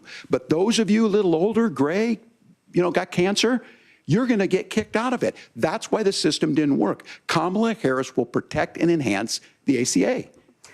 Governor, thank you. Senator, you have not yet explained how you would protect people with pre-existing conditions or laid out that plan. Well, look, we currently have laws and regulations in place right now that protect people with pre-existing conditions. We want to keep those regulations in place, but we also want to make the health insurance marketplace function a little bit better. Now, what Governor Walz just said is actually not true. A lot of what happened and the reason that Obamacare was crushing under its own weight is that a lot of young and healthy people were leaving the exchanges. Donald Trump actually helped address that problem, and he did so in a way that preserved people's access to coverage who had pre-existing conditions. But again, something that these guys do is they make a lot of claims about if Donald Trump becomes president, all of these terrible consequences are going to ensue. But in reality, Donald Trump... Monsieur Vance reproche aux démocrates de dire si M. Trump est élu, il va y avoir des conséquences. Parlons même pas des conséquences de M. Trump. M. Trump passe son temps à dire qu'il va y avoir un crack du marché, qu'on va se ramasser avec, il n'y aura plus de pays, que des millions de personnes vont rentrer, que ça va être Mad Max, que ça va être un carnage, que tout le monde va mourir, qu'il va y avoir des rivières de sang. Ça, c'est ce que Trump dit. Puis lui, Trump va se dire, c'est vraiment dommage comment que les démocrates font peur avec ce qui pourrait arriver avec l'élection de M. Trump. Regarde qui parle.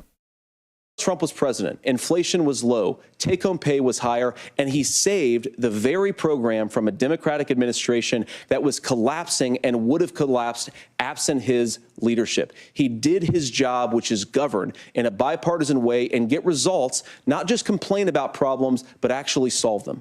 Governor, did enrollment under the Affordable Care Act go up under the Trump administration?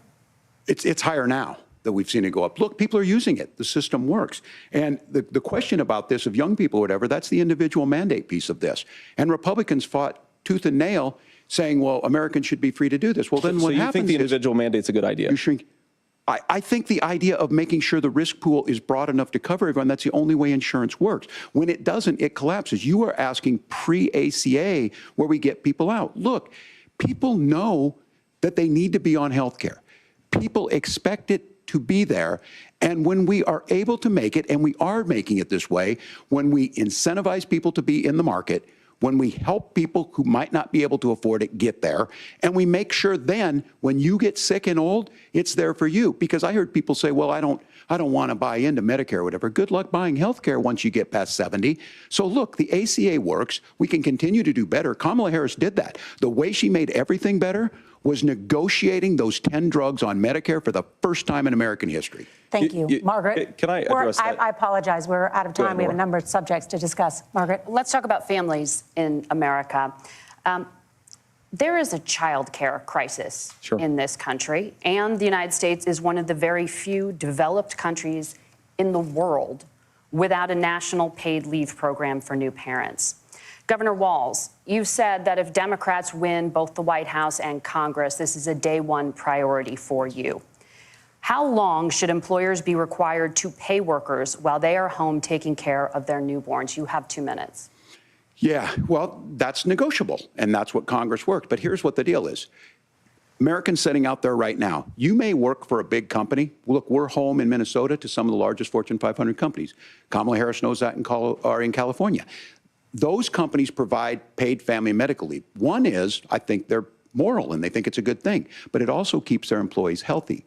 We in Minnesota passed a paid family and medical leave. You have a child, and I had to go back to work 5 days after my kids were born. This allows you to stay home a certain amount of time. What we know is that gets the child off to a better start, the family works better, we stay in their employers, we get more consistency in that. So Kamala Harris has made it a priority. We implemented it in Minnesota and we see growth. That's how you become a pro-business state. But the negotiations on it, and here's the issue, those big companies are able to offer it. Those of you out there who don't have it, just imagine what happens if you get cancer or your child gets sick. We know what happens. You end up staying home. In some cases, that means no paycheck because you've got no protection on that. This is the case of an economy that Donald Trump has set for the wealthiest amongst us. He's willing to give those tax breaks to the wealthiest. He's willing to say, bust those unions up, do whatever. What we're saying is the economy works best when it works for all of us. And so a paid family medical leave program, and I will tell you, go to the families or go to the businesses and ask them. As far as childcare on this, you have to take it at both the supply and the demand side. You can't expect the most important people in our lives to take either our children or our parents to get paid the least amount of money. And we have to make it easier for folks to be able to get into that business and then to make sure that folks are able to pay for that. We were able to do it in Minnesota, and I'm still telling you this. We were listed as the best state. We're still in crisis on this. A federal program of paid family and medical leave and help with this will enhance our workforce, enhance our families, and make it easier to have the children that you want. Governor, your time is up. Senator, do you support a national paid leave program? And if so, for how long should employers be mandated to pay their employees while they are home taking care of their newborn. You have 2 minutes. Yeah, well, first of all, Margaret, a number of my Republican colleagues and some Democrats, too, have worked on this issue. And I think there is a bipartisan solution here because a lot of us care about this issue. I mean, look, I speak from this very personally because I'm married to a beautiful woman who is an incredible mother to our 3 beautiful kids, but is also a very, very brilliant corporate litigator. And I'm so proud of her. But being a working mom, even for somebody with all of the advantages of my wife, is extraordinarily difficult. And it's not just difficult from a policy perspective. She actually had access to paid family leave because she worked for a bigger company. But the cultural pressure on young families and especially young women, I think makes it really hard for people to choose the family model they want. A lot of young women would like to go back to work immediately. Some would like to spend a little time home with the kids. Some would like to spend longer at home with the kids. We should have a family care model that makes choice possible. And I think this is a very important substantive difference between Donald Trump and Kamala Harris's approach. I mean, look, if you look at the federal programs that we have that support paid family leave right now, the Community Development Block Grant, and there's another block grant program that spends a lot of money from the federal government. These programs only go to one kind of child care model. Let's say you'd like your church maybe to help you out with child care. Maybe you live in a rural area or an urban area and you'd like to get together with families in your neighborhood to provide child care in the way that makes the most sense. You don't get access to any of these federal monies. We want to promote choice in how we deliver family care and how we promote child care because, look, it is unacceptable. And, you know, of course, Tim and I have been on the campaign trail a lot the past 7 or 8 weeks. And one of the biggest complaints I hear from young families is people who feel like they don't have options, like they're choosing between going to work or taking care for their kids. That is an incredible burden to put on American families. We're the only country that does it. I think we could do a heck of a lot better. Encore une fois, J.D. Vance, remarquable, va citer le problème en long et en large de façon vraiment éloquente, au point qu'on dirait que ça le préoccupe vraiment, mais je veux dire, c'est un problème qui est amené par des politiques conservatrices, par l'absence de politique en matière de famille, et pour lequel son parti est responsable. Mais j'en reviens pas encore de son humanité ce soir. Il a pris un moment de sa tirade pour saluer sa femme qui travaille fort puis qui est tellement fière d'elle. C'était vraiment bien senti. C'est comme, il y a beaucoup de blagues qui disaient, est-ce que J.D. Vance est un vrai humain? Est-ce qu'il sait comment être un humain? Mais ce soir, incroyable. Vraiment très bon. Senator, thank you. You have also said, Senator Vance, many things about the American family. The Federal Reserve says parents will spend nearly as much on child care as they do on housing each month. So I want to get your thoughts on this. President Trump recently said, as much as child care is talked about as being expensive, it's relatively speaking not very expensive compared to the kinds of numbers we'll be taking in. Is President Trump committed to the $5,000 per child tax credit that you have described? You have 1 minute. Well, what President Trump said, Margaret, I just want to defend my running mate here a little bit, is that we're going to be taking in a lot of money by penalizing companies for shipping jobs overseas and penalizing countries who employ slave laborers and then ship their products back into our country and undercut the wages of American workers. It's the heart of the Donald Trump economic plan. Cut taxes for American workers and American families. Cut taxes for businesses that are hiring and building companies in the United States of America, but penalize companies and countries that are shipping jobs overseas. That's the heart of the economic proposal. And I think what President Trump is saying is that when we bring in this additional revenue with higher economic growth, we're going to be able to provide paid family leave, child care options that are viable and workable for a lot of American families. Can you clarify how that will solve the child care shortage? Well, because as Tim said, a lot of the child care shortage is we just don't have enough resources going into the multiple people who could be providing family care options. And we're going to have to, unfortunately, look, we're going to have to spend more money. We're going to have to induce more people to want to provide child care options for American families, because the reason it's so expensive right now is because you've got way too few people providing this very essential service. C'est quand même les journalistes qui doivent dire, oui, mais vous n'avez pas répondu à la question. Puis, en toute justice, c'est un peu le travail de Tim Walz ce soir. C'est le travail de Tim Walz de dire à J.D. Vance, vous ne répondez pas aux questions, M. Vance, vous faites des vraiment beaux soliloques, mais ça ne répond pas aux questions. Vous ne nous dites pas c'est quoi vos politiques. C'est incroyable comment il fait pas. On l'avait vu aux nouvelles, là, mais il fait passer Trump pour quelqu'un de tout à fait présentable ce soir, J.D. Vance. Thank you, Senator. Governor Walz, your ticket also has some child care tax credit proposals. Do you think Congress will agree to the $6,000 credit for newborns and $3,000 credit for children over the age of 6, as your campaign has promised? Is that realistic? Well, if these members of Congress are listening to anybody, I can tell you, and this is the biggest issue. Everybody listening tonight knows. I mean, I'm sure they were shocked to hear it's not that expensive. And let's be clear, whether it's $5,000 or $6,000, that pays you about 3 or 4 months. Let's be clear of where we're at on this. It's because we got out of an imbalance on this. We thought we were going to get by not paying people. I don't think Senator Vance and I are that far apart. I'm not opposed to what he's talking about on options. We've done scholarships types of things. I think we need to be open to making the case. But the issue here is, the question you asked is, you're not going to pay for it with these tariffs. That's just adding another $4,000 on the family and taking less. So not only do they not get the money to pay for that, they're $4,000 in the hole. That's Wharton School. That's his alma mater. And so I think the issue here is, if those members of Congress, I can't believe they're not. When I go to businesses, sure, they'll talk about taxes sometime, but they will lead with childcare and they will lead with housing, because we know the problem is, especially in a state like Minnesota, we need more workers because our economy is growing, but we need the workforce. Governor, thank you. We need to move on. Nora? Let's talk about the state of democracy, the top issue for Americans after the economy and inflation. After the 2020 election, President Trump's campaign and others filed 62 lawsuits contesting the results. Judges, including those appointed by President Trump and other Republican presidents, looked at the evidence and said there was no widespread fraud. The governors of every state in the nation, Republicans and Democrats, certified the 2020 election results and sent a legal slate of electors to Congress for January 6th. Senator Vance, you have said you would not have certified the last presidential election and would have asked the states to submit alternative electors. That has been called unconstitutional and illegal. Would you again seek to challenge this year's election results, even if every governor certifies the results? I'll give you 2 minutes. Well, Nora, first of all, I think that we're focused on the future. We need to figure out how to solve the inflation crisis caused by Kamala Harris's policies, make housing affordable, make groceries affordable. Changeons de sujet le plus rapidement possible. Je suis très mal à l'aise avec ce sujet. And that's what we're focused on. But I want to answer your question because you did ask it.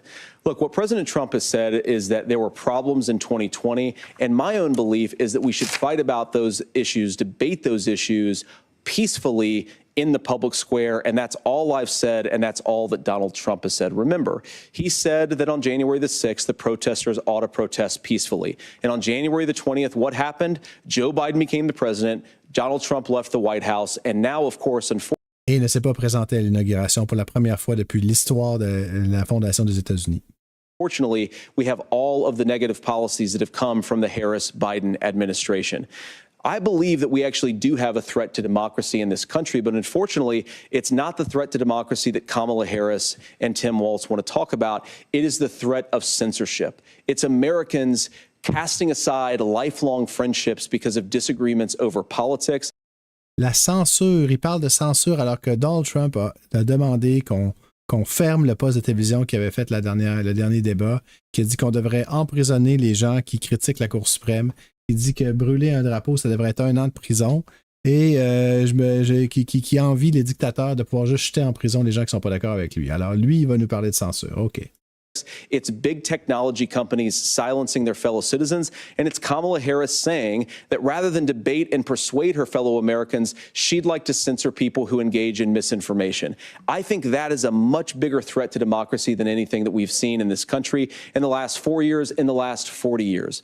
Now, I'm really proud, especially given that I was raised by 2 lifelong blue-collar Democrats, to have the endorsement of Bobby Kennedy Jr. and Tulsi Gabbard, lifelong leaders in the Democratic coalition. Of course, they don't agree with me and Donald Trump on every issue. We don't have to agree.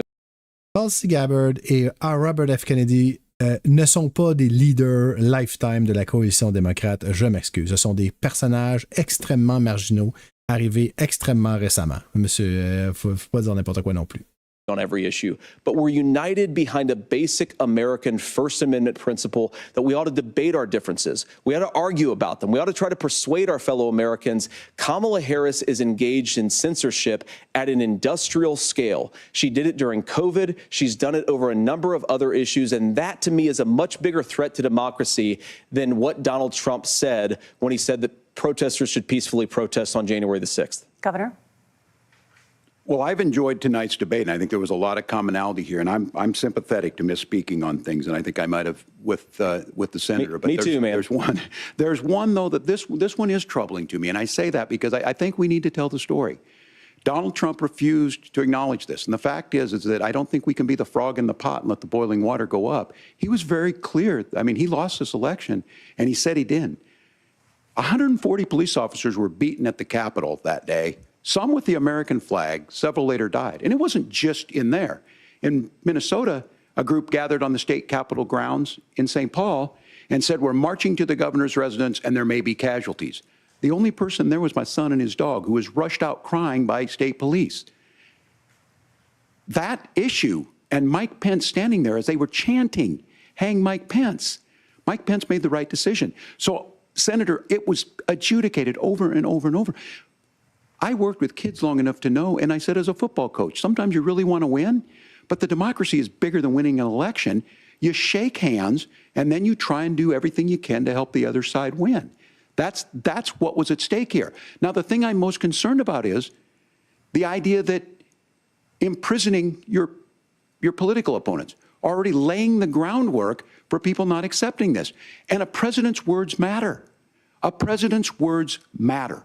People hear that. So I think this issue of settling our differences at the ballot box, shaking hands when we lose, being honest about it, but to deny what happened on January 6th, the first time in American history that a president or anyone tried to overturn a fair election and the peaceful transfer of power. And here we are 4 years later in the same boat. I will tell you this, that when this is over, we need to shake hands this election, and the winner needs to be the winner. This has got to stop. It's tearing our country apart. Margaret? Senator Vance, did you want to respond to that?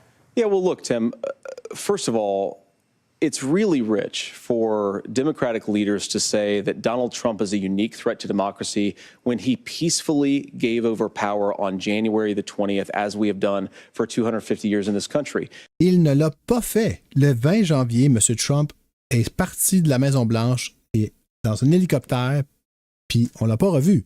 Il n'a pas participé à la cérémonie de transfert de pouvoir. Il l'a combattu jusqu'à la fin. Ses alliés ont démissionné un par un parce qu'il leur demandait de se battre. Et c'est quand on lui a dit, M. Trump, l'armée va venir vous arrêter, là, vous sortir de la Maison-Blanche. C'est quand il a compris qu'il ne pouvait plus rien faire, c'est là qu'il est parti. Alors, non. Puis, je suis désolé, là, mais c'est pas vrai qu'il a pacifiquement transféré le pouvoir. C'est sous la menace des armes qu'il est parti.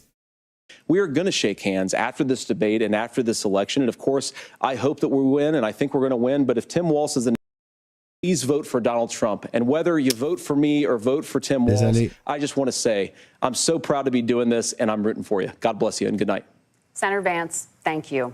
Désolé tout le monde. Thank you both for participating in the only vice presidential debate of this election C'est vraiment cycle. dommage. I'm Margaret Brennan. And I'm Nora O'Donnell. And a reminder, there are just 35 days until Election Day. Please get out and vote. And for all of us here at CBS News, thank you and good night. Oh my God, c'est donc bien frustrant. Ah oui, c'est ça, on s'embrasse. Hey, un petit bec sur les lèvres. Arrêtez-vous pas là, c'est vraiment un love fest. Hey, désolé, là, CBS n'a pas voulu avoir une chaîne YouTube puis le mettre en direct pour qu'on puisse mettre sur pause. Donc là, je suis allé voir Fox News, ça a fait la même chose. Ils nous ont tenus avec un certain buffer, puis le buffer a lâché. C'est vraiment fâché. L'autre débat, on avait pu mettre sur pause autant qu'on avait voulu. Donc là, on a manqué deux choses. On a manqué la fin de ce débat-là.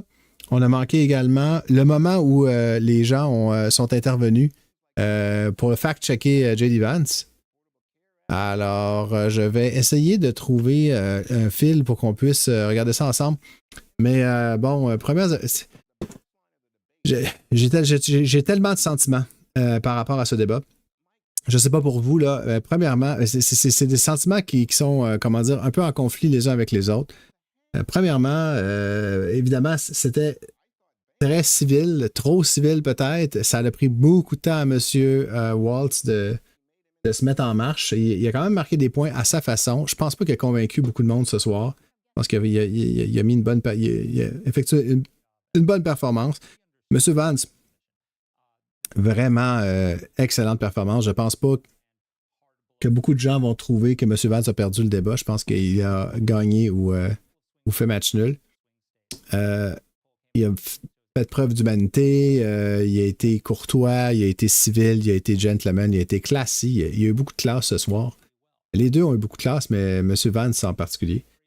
Et ça nous ouvre un petit peu la porte à ce que ça pourrait être la politique si on n'était pas constamment en train de se taper sur la gueule et en train de dire des choses incendiaires. Et ça serait le fun que ce soit ça, la politique. Ça serait le fun. Voici où nous sommes d'accord, voici où nous ne sommes pas d'accord. Je suis capable de dire que je suis d'accord avec vous sur certains sujets.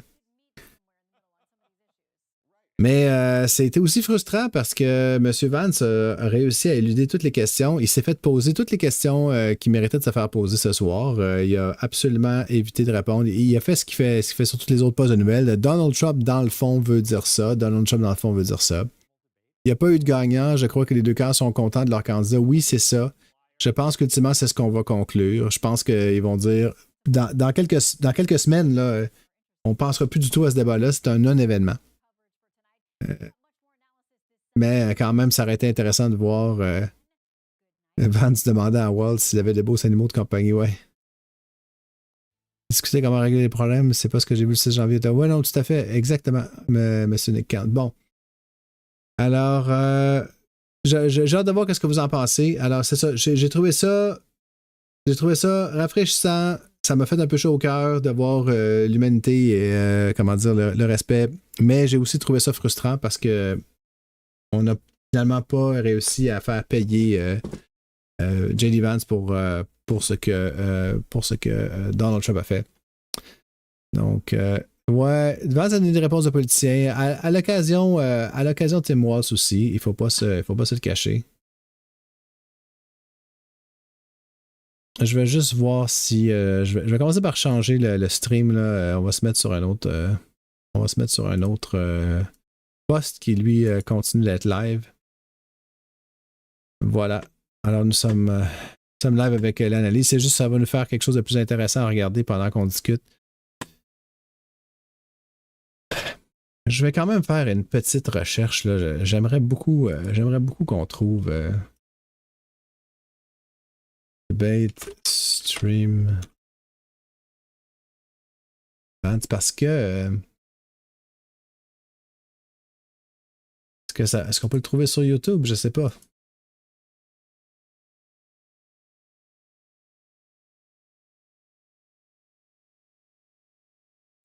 La technologie, c'est bien le fun, mais Watch live.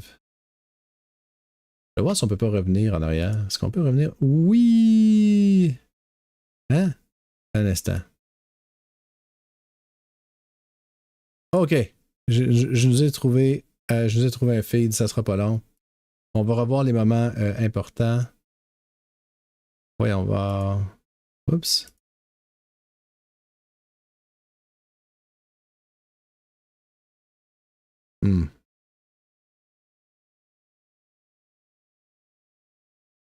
Oh, c'était sur Brave, un instant. Allons voir ça. Brave. D'accord. Et pourquoi j'arrive pas à le voir? Ah, parce qu'il n'est pas sur le... Ben voyons. OK, je sais ce que je vais faire. On va le voir ici.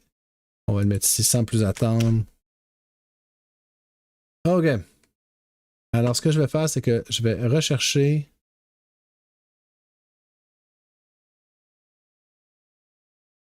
J'aimerais savoir quand ils l'ont fact-checké.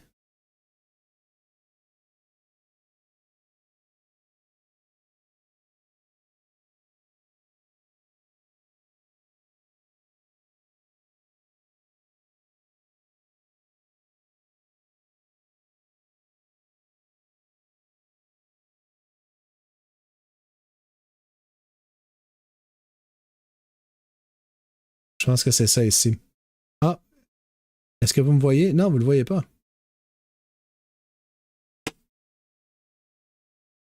Pourquoi j'arrive pas à le montrer? Ah!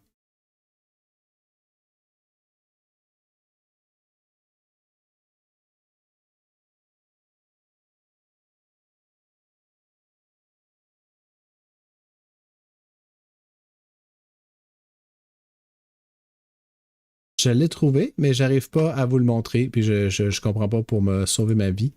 Pourquoi j'arrive pas à vous le montrer?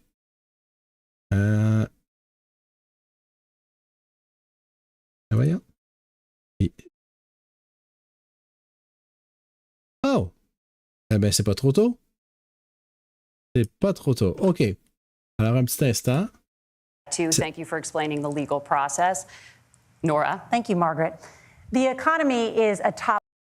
The point, and I think as a sitting lawmaker, you know that Congress controls the purse strings and any funding. Ça, c'était cet échange-là. On va le regarder, puis après ça, on va aller regarder la fin. C'est les deux moments qu'on a manqués. Through executive action, solve this. Do you disagree that Congress controls the purse strings and would need to support many of the changes that you would actually want to implement? You have 1 minute. Look, Margaret, first of all, the gross majority of what we need to do at the southern border is just empowering law enforcement to do their job. I've been to the southern border more than our borders are. Kamala Harris has been. And it's actually heartbreaking because the Border Patrol agents, they just want to be empowered to do their job. Of course, additional resources would help, but most of this is about the president and the vice president empowering our law enforcement to say, if you try to come across the border illegally, you've got to stay in Mexico, you've got to go back through proper channels. Now, Governor Walz brought up the community of Springfield, and he's very worried about the things that I've said in Springfield. Look, in Springfield, Ohio, and in communities all across this country, you've got schools that are overwhelmed. You've got hospitals that are overwhelmed. You've got housing that is totally unaffordable because we brought in millions of illegal immigrants to compete with Americans for scarce homes. The people that I'm most worried about in Springfield, Ohio, are the American citizens who have had their lives destroyed by Kamala Harris's open border. It is a disgrace, Tim. And I actually think, I agree with you. I think you want to solve this problem, but I don't think that Kamala Harris does. Senator, your time is up. Governor, you have 1 minute to respond. Yeah, well, it is law enforcement that asked for the bill. They helped craft it. They're the ones that supported it. That's because they know we need to do this. Look, this issue of continuing to bring this up, of not dealing with it, of blaming migrants for everything. On housing, we could talk a little bit about Wall Street speculators buying up housing and making them less affordable, but it becomes a blame. Look, this bill also gives the money necessary to adjudicate. I agree. It should not take 7 years for an asylum claim to be done. This bill gets it done in 90 days. Then you start to make a difference in this, and you start to adhere to what we know, American principles. I don't talk about my faith a lot, but Matthew 25:40 talks about, to the least amongst us you do unto me. I think that's true of most Americans. They simply want order to it. This bill does it. It's funded. It's supported by the people who do it. And it lets us keep our dignity about how we treat other people. Thank you, Governor. And just to clarify for our viewers, Springfield, Ohio does have a large number of Haitian migrants who have legal status. Temporary protected status. Well, Margaret, but thank you, Senator. We have so much to get to. Margaret, I think it's important because we're going to turn out of the economy. Thank Margaret, you. The rules were that you guys weren't going to fact check, and since you're fact checking me, I think it's important to say what's actually going finalement, il n'avait pas vraiment fact checké. Je me rends compte qu'il y avait un feed YouTube là, sur CBS, alors c'est mon erreur d'avoir fait ça directement sur le site. OK, on va regarder la fin. And if we want to say that we need to respect the results of the election, I'm on board. But if we want to say, as Tim Walz is saying, that this is just a problem that Republicans have had, I don't buy that. Governor. January 6th was not Facebook ads. And I think a revisionist history on this. Look, I don't understand how we got to this point. But the issue was that happened. Donald Trump can do it. And all of us say there's no place for this. It has massive repercussions. This idea that there's censorship to stop people from threatening to kill someone, threatening to do something, that's not censorship. Censorship is book banning. We've seen that. We've seen that brought up. I just think for everyone tonight, and I'm going to thank Senator Vance, I think this is the conversation they want to hear. And I think there's a lot of agreement, but this is one that we are miles apart on. This was a threat to our democracy in a way that we had not seen. And it manifested itself because of Donald Trump's inability to say. He is still saying he didn't lose the election. I would just ask that. Did he lose the 2020 election? Tim, I'm focused on the future. Did Kamala Harris censor Americans from speaking their mind in the wake of the 2020 COVID situation? That is a damning non-answer. It's a damning non-answer for you to not talk about censorship. Obviously, Donald Trump and I think that there were problems in 2020. We've talked about it. I'm happy to talk about it further. But you guys attack us for not believing in democracy. The most sacred right under the United States democracy is the First Amendment. You yourself have said there's no First Amendment right to misinformation. Kamala Harris wants to use the power of government and big tech to silence people from speaking their minds. That is a threat to democracy that will long outlive this present political moment. I would like Democrats and Republicans to both reject censorship. Let's persuade one another. Let's argue about ideas, and then let's come together afterwards. You can't yell fire in a crowded theater. That's the test. That's the Supreme Court test. Tim, fire in a crowded theater. You guys wanted to kick people off of Facebook for saying that toddlers shouldn't wear masks. Senator, the governor does have the floor. Fire in a crowded theater. That is criticizing the policies of the government, which is the right of every American. Senator, the governor does have the floor for 1 minute to respond to you. Yeah. Well, I don't run Facebook. What I do know is I see a candidate out there who refused, and now again, and this, I'm pretty shocked by this. He lost the election. This is not a debate. It's not anything anywhere other than in Donald Trump's world. Because look, when Mike Pence made that decision to certify that election, that's why Mike Pence isn't on this stage. What I'm concerned about is, where is the firewall with Donald Trump? Where is the firewall if he knows he could do anything, including taking an election, and his vice president's not going to stand to it? That's what we're asking you, America. Will you stand up? Will you keep your oath of office, even if the president doesn't? And I think Kamala Harris would agree. She wouldn't have picked me if she didn't think I would do that, because of course that's what we would do. So America, I think you've got a really clear choice on this election of who's going to honor that democracy and who's going to honor Donald Trump. Governor, your time is up. Thank you, gentlemen. Wow. Juste wow. Alors, J.D. Vance n'admet pas que Trump a perdu. J.D. Vance change le sujet.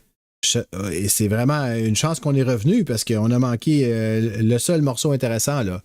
Alors, voyons voir la fin. Oui, tellement fort. Hein? Qui va appuyer la démocratie? Qui va appuyer Donald Trump? Wow! On avait gardé le meilleur pour la fin, mais on a failli le manquer. Ah!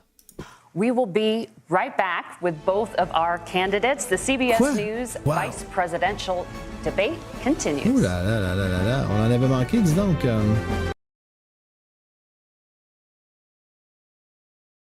On va juste sauter. OK. Remains found this week. There's some questions that have to be asked and need to be answered. A gripping true crime original, 48 Hours, now streaming on the free CBS News app. Superstar approaching. I can see clearly now. Je sais pas pour vous, je suis pas un gros fan des annonces américaines en plus. Mais là, c'était tellement une longue émission en direct que c'est très difficile d'avancer. Seulement quelques secondes. Welcome back to the CBS News vice presidential debate. It is now time for the closing statement. Senator Vance won the virtual coin toss and elected to go last. So, Governor Walz, you are first. You have 2 minutes. Well, thank you, Senator Vance. Thank you to CBS News. And most importantly, thank you to all of you. If you're still up and the folks who miss Dancing with Our Stars, I appreciate it. But look, the support of the democracy matters. It matters that you're here. And I'm as surprised as anybody of this coalition that Kamala Harris has built, from Bernie Sanders to Dick Cheney to Taylor Swift, and a whole bunch of folks in between there. And they don't all agree on everything, but they are truly optimistic people. They believe in a positive future of this country and one where our politics can be better than it is. And I have to tell you, that better than it is the sense of optimism that there can be an opportunity economy that works for everyone, not just to get by, but to get ahead. And the idea that freedom really means something. Not the freedom of government to be in your bedroom or exam room, but the freedom for you to make choices about yourself. Now, look, we all know who Donald Trump is. He's told us, and as Maya Angelou said, believe him when he told you that. His first inaugural address talked about American carnage, and then he spent 4 years trying to maybe do that. Senator Vance tonight made it clear he will stand with Donald Trump's agenda. He will continue to push down that road. Excuse me. Kamala Harris gives us a different option. Now, I'll have to tell you, I'm going to be careful about the quotes, but there's one that Senator Vance said that does resonate with me. He said, Donald Trump makes the people I care about afraid. A lot of America feels that way. We don't need to be afraid. Franklin Roosevelt was right. All we have to fear is fear itself. Kamala Harris is bringing us a new way forward. She's bringing us a politics of joy. She's bringing real solutions for the middle class, and she's centering you at the heart of that. All the while asking everyone, join this movement, make your voices heard. Let's look for a new day where everybody gets that opportunity and everybody gets a chance to thrive. I humbly ask for your vote on November 5th for Kamala Harris. Governor Walz, thank you. Senator Vance, your closing statement. Well, I want to thank Governor Walz, you folks at CBS, and of course the American people for tuning in this evening. And one of the issues we didn't talk about was energy. And I remember when I was being raised by my grandmother, when she didn't have enough money to turn on the heat some nights because Ohio gets pretty cold at night and because money was often very tight. And I believe, as a person who wants to be your next vice president, that we are a rich and prosperous enough country where every American, whether they're rich or poor, ought to be able to turn on their heat in the middle of a cold winter night. That's gotten more difficult thanks to Kamala Harris's energy policies. I believe that whether you're rich or poor, you ought to be able to afford a nice meal for your family. That's gotten harder because of Kamala Harris's policies. I believe that whether you're rich or poor, you ought to be able to afford to buy a house. You ought to be able to live in safe neighborhoods. You ought to not have your communities flooded with fentanyl. And that, too, has gotten harder with because of Kamala Harris's policies. Now, I've been in politics long enough to do what Kamala Harris does when she stands before the American people and says that on day one, she's going to work on all these challenges I just listed. She's been the vice president for 3.5 years. Day one was 1,400 days ago, and her policies have made these problems worse. Now, I believe that we have the most beautiful country in the world. I meet people on the campaign trail who can't afford food, but have the grace and generosity to ask me how I'm doing and to tell me they're praying for my family. What that has taught me is that we have the greatest country, the most beautiful country, the most incredible people anywhere in the world.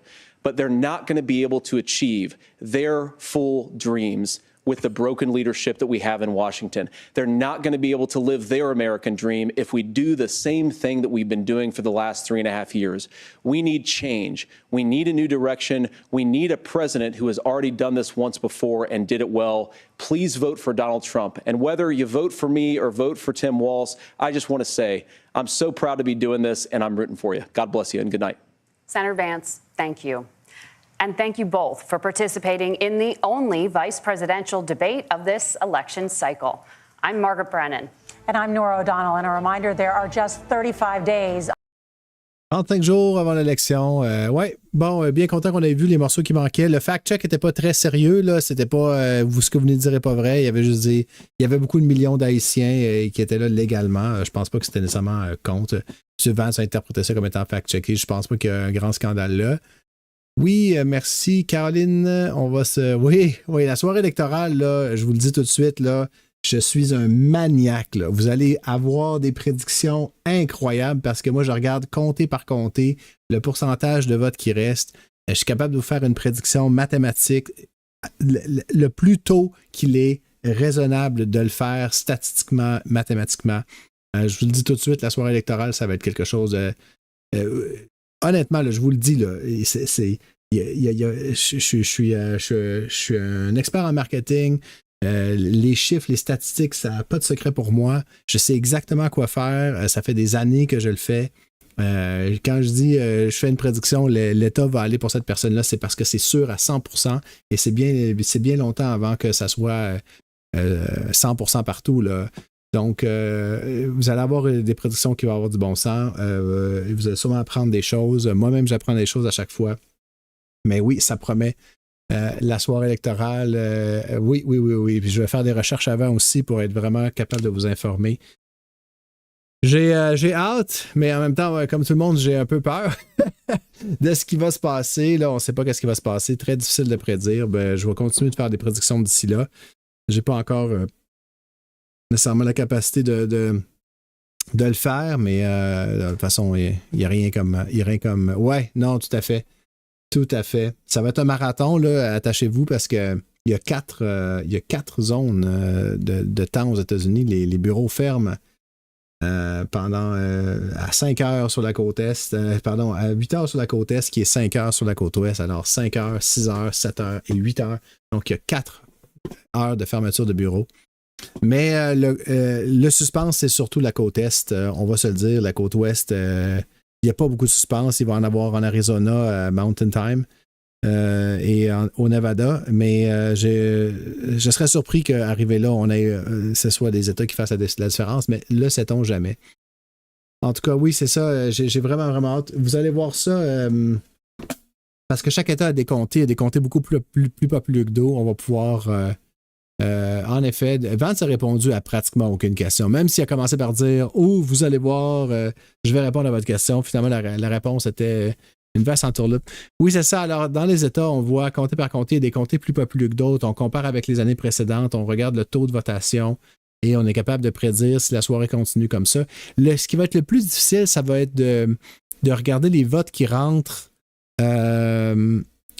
par anticipation. Alors, il y a plusieurs États qui vont les compter à la fin. Donc, ça va vraiment, vraiment, vraiment fausser les données. On va avoir l'impression que Trump gagne pendant une bonne partie de la soirée parce qu'il conserve un avantage le jour du vote parce que les démocrates aiment voter par anticipation. Oui, tout à fait. Tout à fait. Alors, c'est sûr que moi, je vais prendre congé le lendemain. Je vais garder ça le plus longtemps que je suis capable. Peut-être faire une sieste puis revenir, nous remettre live. Mais vous savez, il est aussi possible qu'en fait, on ait des résultats. Je ne dis pas que c'est les scénarios les plus probables, mais s'il fallait qu'un État comme la Floride échappe à M. Trump, ça serait fini direct là. Si la Pennsylvanie, c'est moins serré qu'on pensait, ça peut être fini direct là. Donc, ce qui se passe avec Kamala Harris, c'est qu'elle a plusieurs opportunités de vraiment passer le chaos à M. Trump tôt dans la soirée. Mais si ça ne se produit pas et que tous les scénarios les plus serrés se matérialisent, alors oui, en effet, et je vous dirais même le lendemain, voire le surlendemain, parce qu'ils ont passé des lois, les républicains, dans certains États qui font qu'ils ont interdit aux gens de préparer les votes par anticipation. Donc, juste pour vous dire, c'est des votes qui arrivent par courrier. Et normalement, la pratique, c'est de les préparer, donc les sortir de l'enveloppe, valider qu'ils sont bien bons, et après ça, les placer, les déplier, les mettre dans une pile pour qu'il ne reste qu'à les compter. Mais ils ont décidé encore une fois, pour des raisons assez évidentes, ils savent que ça, c'est les votes démocrates. Ils veulent... Tu sais, c'est vraiment sournois, là, parce qu'ils veulent que les républicains aient l'air de gagner, puis que soudainement, ils sortent des votes à gauche ou à droite, et qui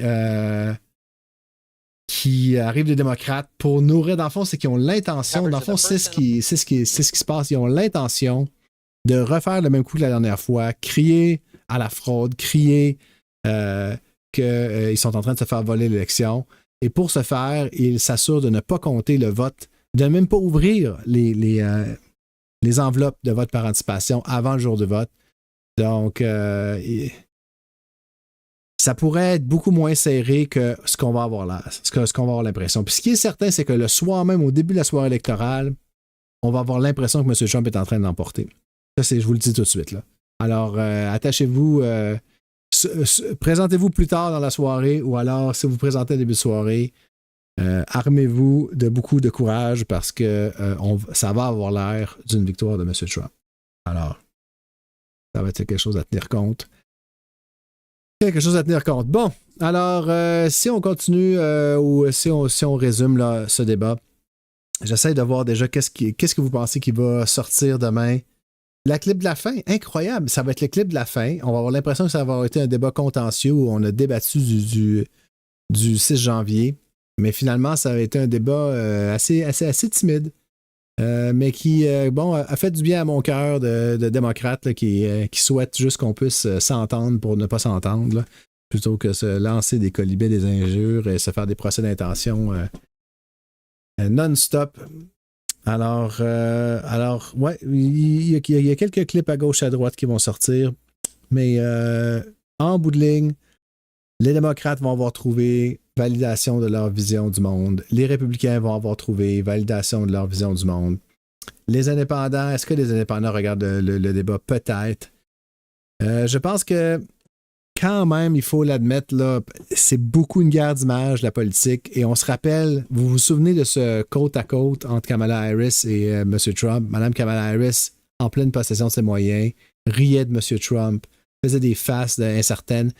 C'est pas ce qu'on a eu aujourd'hui. Ce qu'on a eu aujourd'hui, c'est Tim Walz qui regarde très nerveusement M. J.D. Vance toute la soirée. Il y a eu un moment où il l'a regardé avec un air d'airain, un air vraiment d'homme d'État. Et ça a duré 5 secondes. J'ai même pas eu le temps de mettre sur pause. Donc, s'il y avait eu ça comme espèce d'air toute la soirée, je pense que ça serait beaucoup mieux passé parce que c'est beaucoup une guerre d'image. Au niveau de la guerre d'image, je pense que c'est sans contredit que M. Vance a gagné ce soir. Donc, si on va au point, là, je crois... est-ce que ça va bouger les lignes? Non, dans le sens qu'on n'arrivera pas à mesurer l'impact. L'impact est beaucoup trop petit. Il est à l'intérieur d'1%, l'impact qu'il y a eu ce soir, ou peut-être... Ouais, non, il n'y aura pas 1%. Bon, à l'intérieur de 1%, donc impossible à mesurer avec les sondages. Mais si je suis honnête, je vais beaucoup m'intéresser au nombre de personnes qui ont visionné le débat, parce que ça va me donner une idée de combien de votes ça peut se traduire. Je pense quand même que M. Vance est allé chercher plus de votes ce soir chez les indépendants. Il était très rassurant. Il a articulé la pensée de Donald Trump comme même pas M. Donald Trump le ferait. Et c'est ce qu'il fait depuis le début. Il fait un excellent travail de whitewashing, là, de faire passer les politiques de M. Trump quelque chose qui a du bon sens. Il n'y a pas eu beaucoup de moments forts pour M. Walz qui s'est acquitté de son devoir sans plus. Alors, et ce que je vous dis, c'est j'ai l'impression que Vance va avoir gagné plus de votes ce soir que M. Walz. Je pense pas que ça va faire une énorme différence, mais on est dans un monde où chaque différence compte pour beaucoup. Et j'espère que moi qui dis ça montre à certaines personnes que je ne suis pas automatiquement pour les démocrates toujours. Là. Si c'était ça que j'avais observé au débat avec Kamala Harris, c'est ce que j'aurais dit, mais c'est pas ce qui s'est passé. Madame Harris a vraiment fait mal paraître Trump. Et comme j'ai dit, c'est un peu la même chose que la dernière fois, mais à l'envers, c'est-à-dire M. Trump, les gens qui voulaient déjà voter pour lui ont trouvé toutes les raisons de voter pour lui. Même chose pour Mme Harris. Mais quand on pense aux indépendants ou aux indécis, les gens qui n'ont pas fait encore leur idée, en passant, c'est un peu dégueu, là, la prise, ce qu'on voit maintenant, le monsieur a son espèce de plug dans l'oreille qui est sur son... c'est sur son soute, c'est pas très propre. C'est dans le fond de votre oreille, ça, monsieur. Donc, les indépendants, je crois qu'ils ont trouvé plus de nouvelles raisons de voter pour Mme Harris que pour M. Trump lors de ce dernier débat. C'était plus significatif parce que c'était les candidats principaux. C'était plus significatif parce qu'il y avait 60-70 millions de personnes qui ont vu ce débat, ce qui est énorme. C'est la moitié de l'électorat. Et cette fois-ci, c'est le contraire. Je pense qu'il y a un petit peu plus de raisons de voter pour M. Vance si on est un électeur indépendant que pour M. Walz, même s'il y en avait pour les deux, mais je pense qu'au total, avantage Vance. Donc, moi, si on me demandait qui a gagné le débat, je peux pas m'amener à dire M. Vance parce que la substance de ce qu'il disait, il n'y avait rien de substantiel, c'était faux, archi-faux, c'était il déviait. Alors, sur le fond, je crois que M. Walz a légèrement plus de points. Sur le style, M. Vance, pas mal plus de points. Alors, qui est sorti gagnant de l'exercice? Gagnant au sens plein, total de la politique, j'aurais tendance à dire M. Vance a légèrement eu l'avantage, ultimement, politiquement, et non sur le fond. Là. Donc, voilà, ce sont mes pensées. Merci Gabriel. Cette fois-ci, on a une idée des codes d'écoute. Je vais m'informer, je vais le voir vite. Alors, je vais juste demander... peut-être un peu tôt pour sortir ce chiffre. Normalement, on compile le lendemain avec toutes les sources, la télévision, les streamings. Ça va être difficile de... Si je regarde, visionnage en cours, mais combien de vues? On a vu 36 000 likes sur le feed ici. Donc, dur à dire. Dur à dire. Mais certainement moins que 70 millions. Là. Donc, c'est sûr qu'au total, l'exercice de débat était un avantage démocrate. Est-ce qu'il est inclus? Vous voulez qu'on jette un petit coup d'œil, là, vitement, là, faire un petit rafraîchi.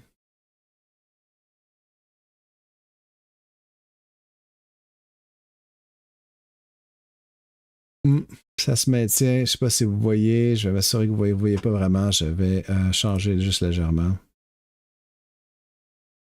Je ne vais pas trop anticiper sur les capsules potentielles à venir. On a déjà passé un bon moment ensemble. Bon, on peut voir ici quand même. OK, 2,6%. Les derniers sondages. Je sais qu'on a entendu Morning Consult très fiable. Hey, plus 5. Un léger quand même, c'est pas rien. Léger de New York Post, plus 2, plus 4, plus 3.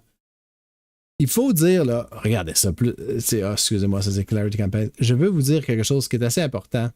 La Californie compte le plus d'électeurs aux États-Unis par beaucoup. C'est un État extrêmement populeux et une soirée électorale normale, le candidat démocrate remporte la Californie par 2 à 3 millions de votes. Alors, quand on dit Kamala Harris ou Monsieur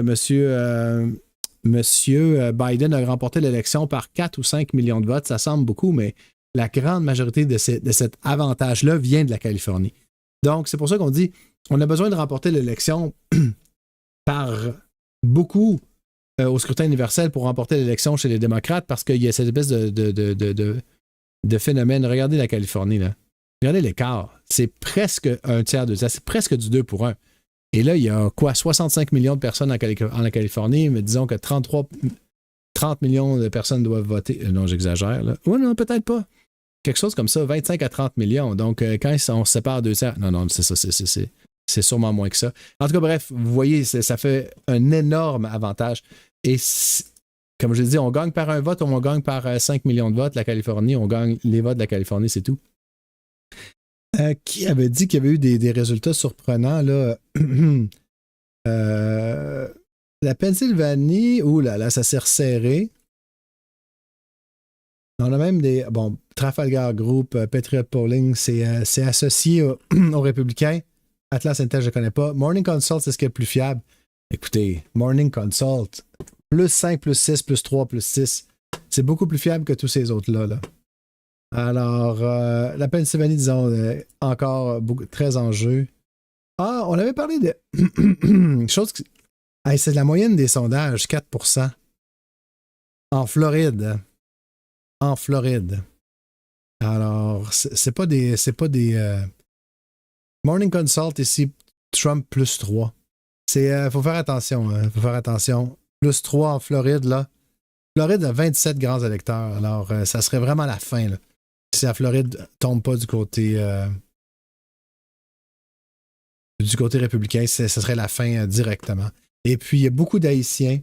Et Miami-Dade, c'est le comté le plus important. On va bien voir qu'est-ce qui se passe. Nouveau-Mexique, là, on n'en parle jamais, mais c'était la Caroline du Nord qui m'intéressait. Incroyable. Voyez-vous la ligne? Je sais que vous ne la voyez pas parfaitement. Là. Je pense que je vais devoir... Oh, j'avais pas tassé, je crois. C'est ça? Ah, voilà. La voyez-vous peut-être mieux? Ouais. Caroline du Nord, extraordinairement serré, mais ça en reste encore toujours rouge. Alors, c'est un État qui ça fait longtemps qu'il n'a pas voté démocrate, mais on pourrait être surpris. On regarde le Nevada vite. Le Nevada, 1%. Il y a vraiment un gros avantage que les démocrates ont, c'est le syndicat des employés de la restauration qui est le plus gros syndicat, la plus grosse source. Ouais, c'est ça. Je pense que là, vous devrez être capable de voir correctement. Désolé pour ça. Voilà, Américaine, c'est ça. Alors, on voit avantage Kamala Harris au Nevada. Il y avait... puis ça, c'est quelque chose aussi, je vais anticiper peut-être sur une prochaine capsule, je vais vous le dire quand même. Le sondeur républicain Rasmussen a dit la semaine passée qu'il estimait que M. Trump, son vote était surestimé par les sondages. Il voulait tellement pas faire la même erreur qu'en 2016 qu'ils sont en train de faire l'erreur contraire. Morning Consult, extrêmement fiable maison de sondage. Regardez ça, il donne Harris en avance en Arizona. Emerson College, c'est fiable. Par contre, le plus 4, là, ça vient vraiment quand même bien contredire. C'est un sondage plus récent, mais eux en ont fait plusieurs et ça donne toujours le même résultat. Monsieur Trump, là, ça va pas être facile pour lui. Là. On va se le dire, là, la soirée des élections. Là, il disait que ça s'était resserré au Michigan, on s'inquiétait. Allons voir ensemble rapidement, là, le Michigan, qu'est-ce que ça nous dit? Avantage de plus 2 avec l'agglomérateur. New York Times Siena College, c'est le plus fiable et c'est ça qui s'est passé. C'est le plus fiable et Trump en avance au Michigan. Alors ça, c'est quand même sérieux. Morning Consult donnait pourtant un avantage confortable. Alors, Michigan à suivre, ça tombe sur le sens, ça devrait être serré. Je vous rappelle que M. Robert F. Kennedy sera sur le bulletin de vote, donc va enlever des votes à Trump. Il y a beaucoup de facteurs qui viennent jouer contre Trump au Michigan, mais c'est un État extrêmement important. Wisconsin, ça disait quoi? 1,6%, les derniers sondages, tous rouges. Atlas Intel, je ne sais pas c'est qui, mais ils sont complètement contre la tendance. Alors pour l'instant, avec un New York Times extrêmement fiable, on voit que c'est toujours avantage. Et on vient de faire le tour de la course. Alors, tu sais, selon ce qu'on vient de dire, là, on peut rapidement placer les États habituels. Statewide, Nebraska. Le Nebraska, vous avez vu... Non, statistiquement, vous n'avez pas vu la capsule que je me suis donné beaucoup de mal pour faire sur les conséquences de ce qui se passe au Nebraska, mais disons simplement pour résumer que ça va rester comme ça. Alors, voilà.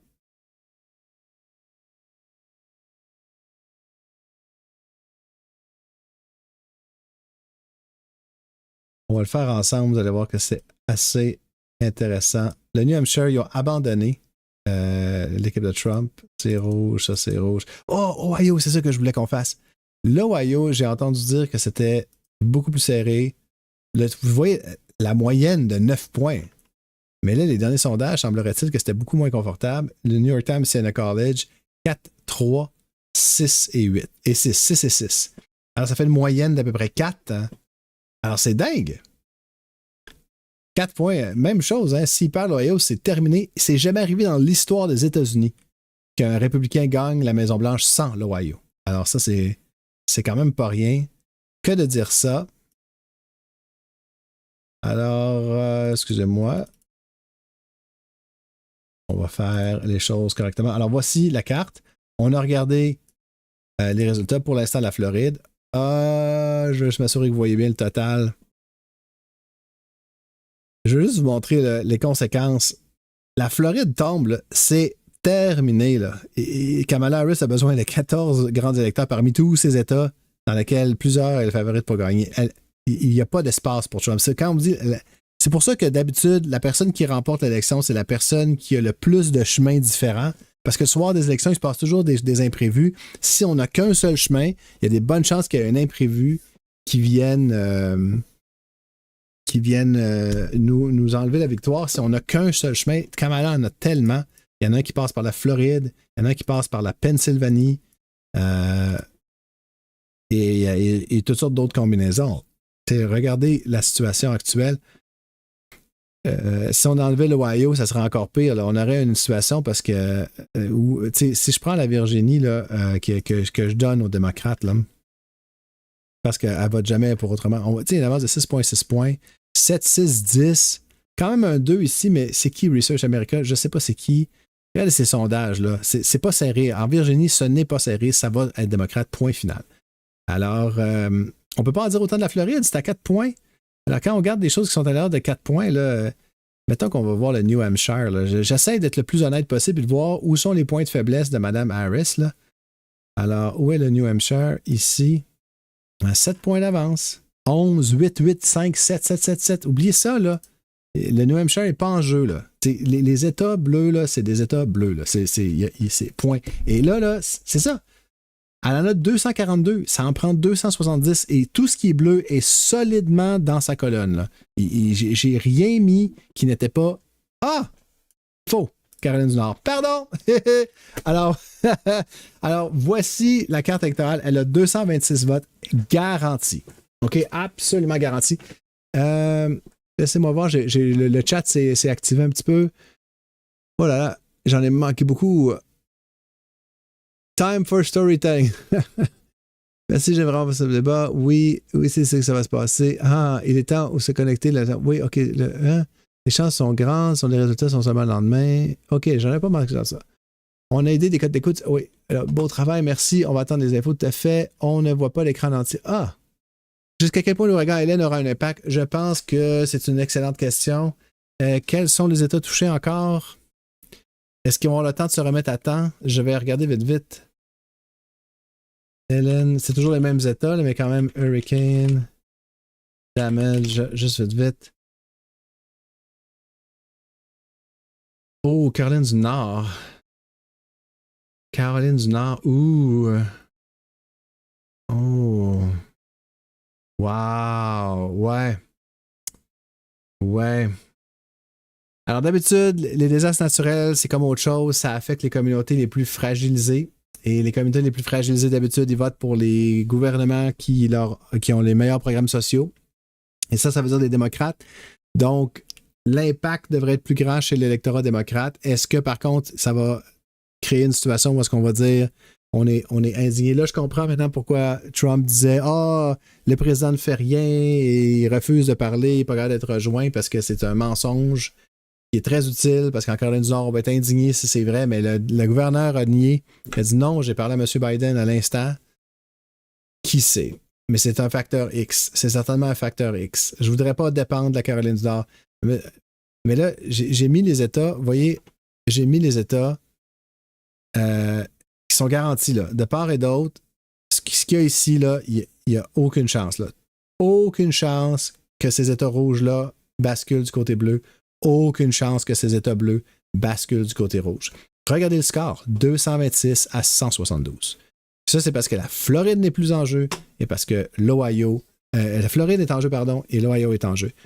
Question amicale, vitement le Texas, parce que, encore une fois, c'est un État que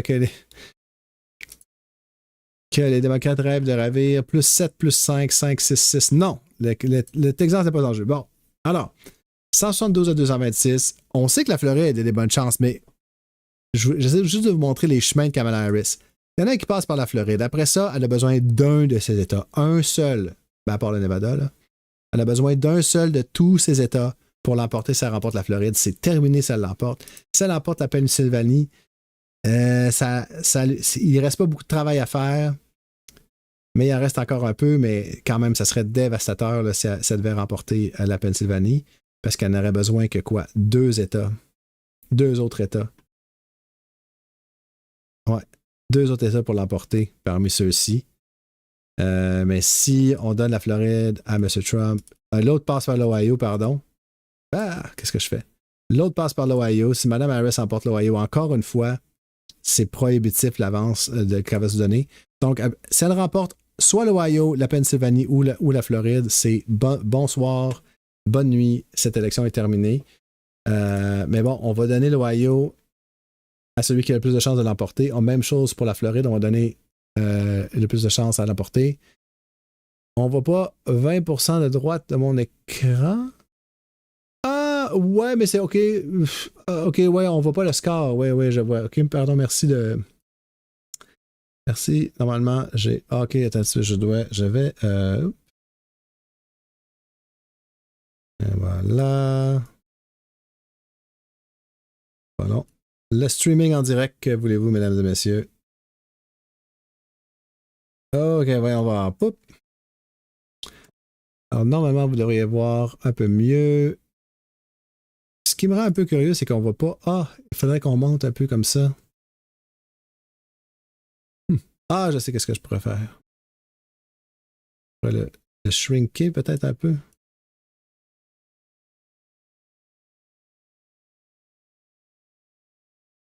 Comme ça. OK, vous allez enfin voir.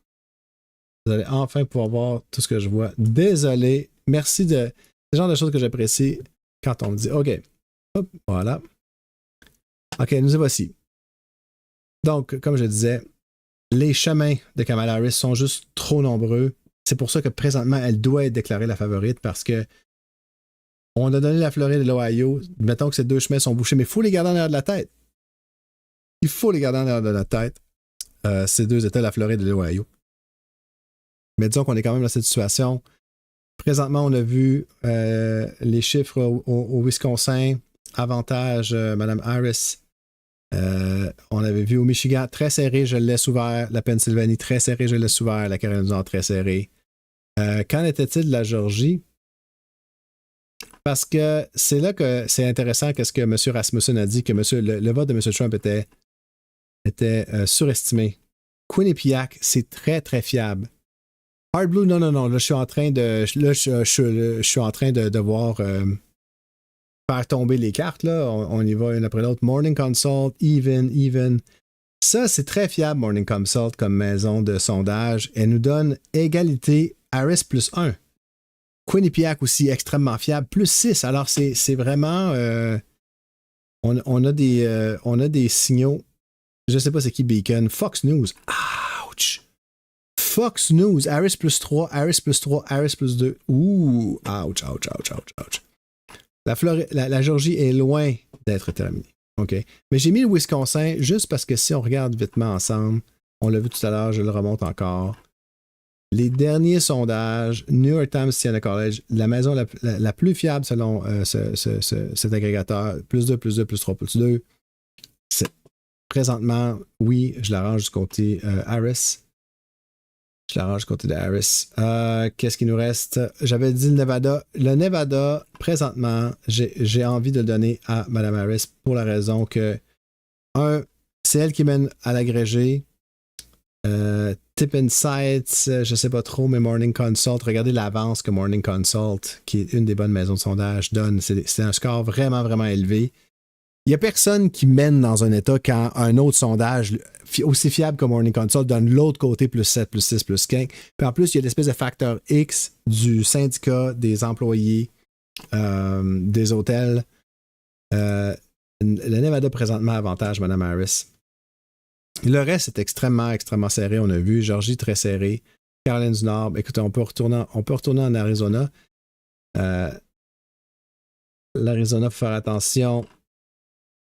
Quand on regarde le détail, Morning Consult donne Mme Harris gagnante.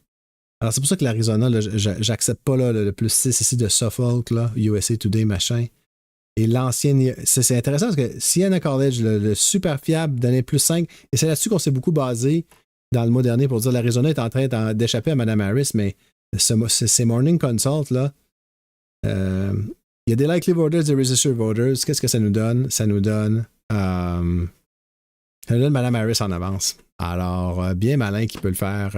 Alors, Atlas, c'est pas eux qui avaient été les plus accurate en 2020. Bonne question. Moi, je n'aurais pas pensé que c'était ça. Atlas, Intel, Reliable. Ben, écoutez, on a juste à aller voir. Most Accurate Pollster of 2020. Oh, non, ça c'est sur leur site, un instant. Là. Laissez-moi juste voir sur 538 où est-ce qu'ils les mettent.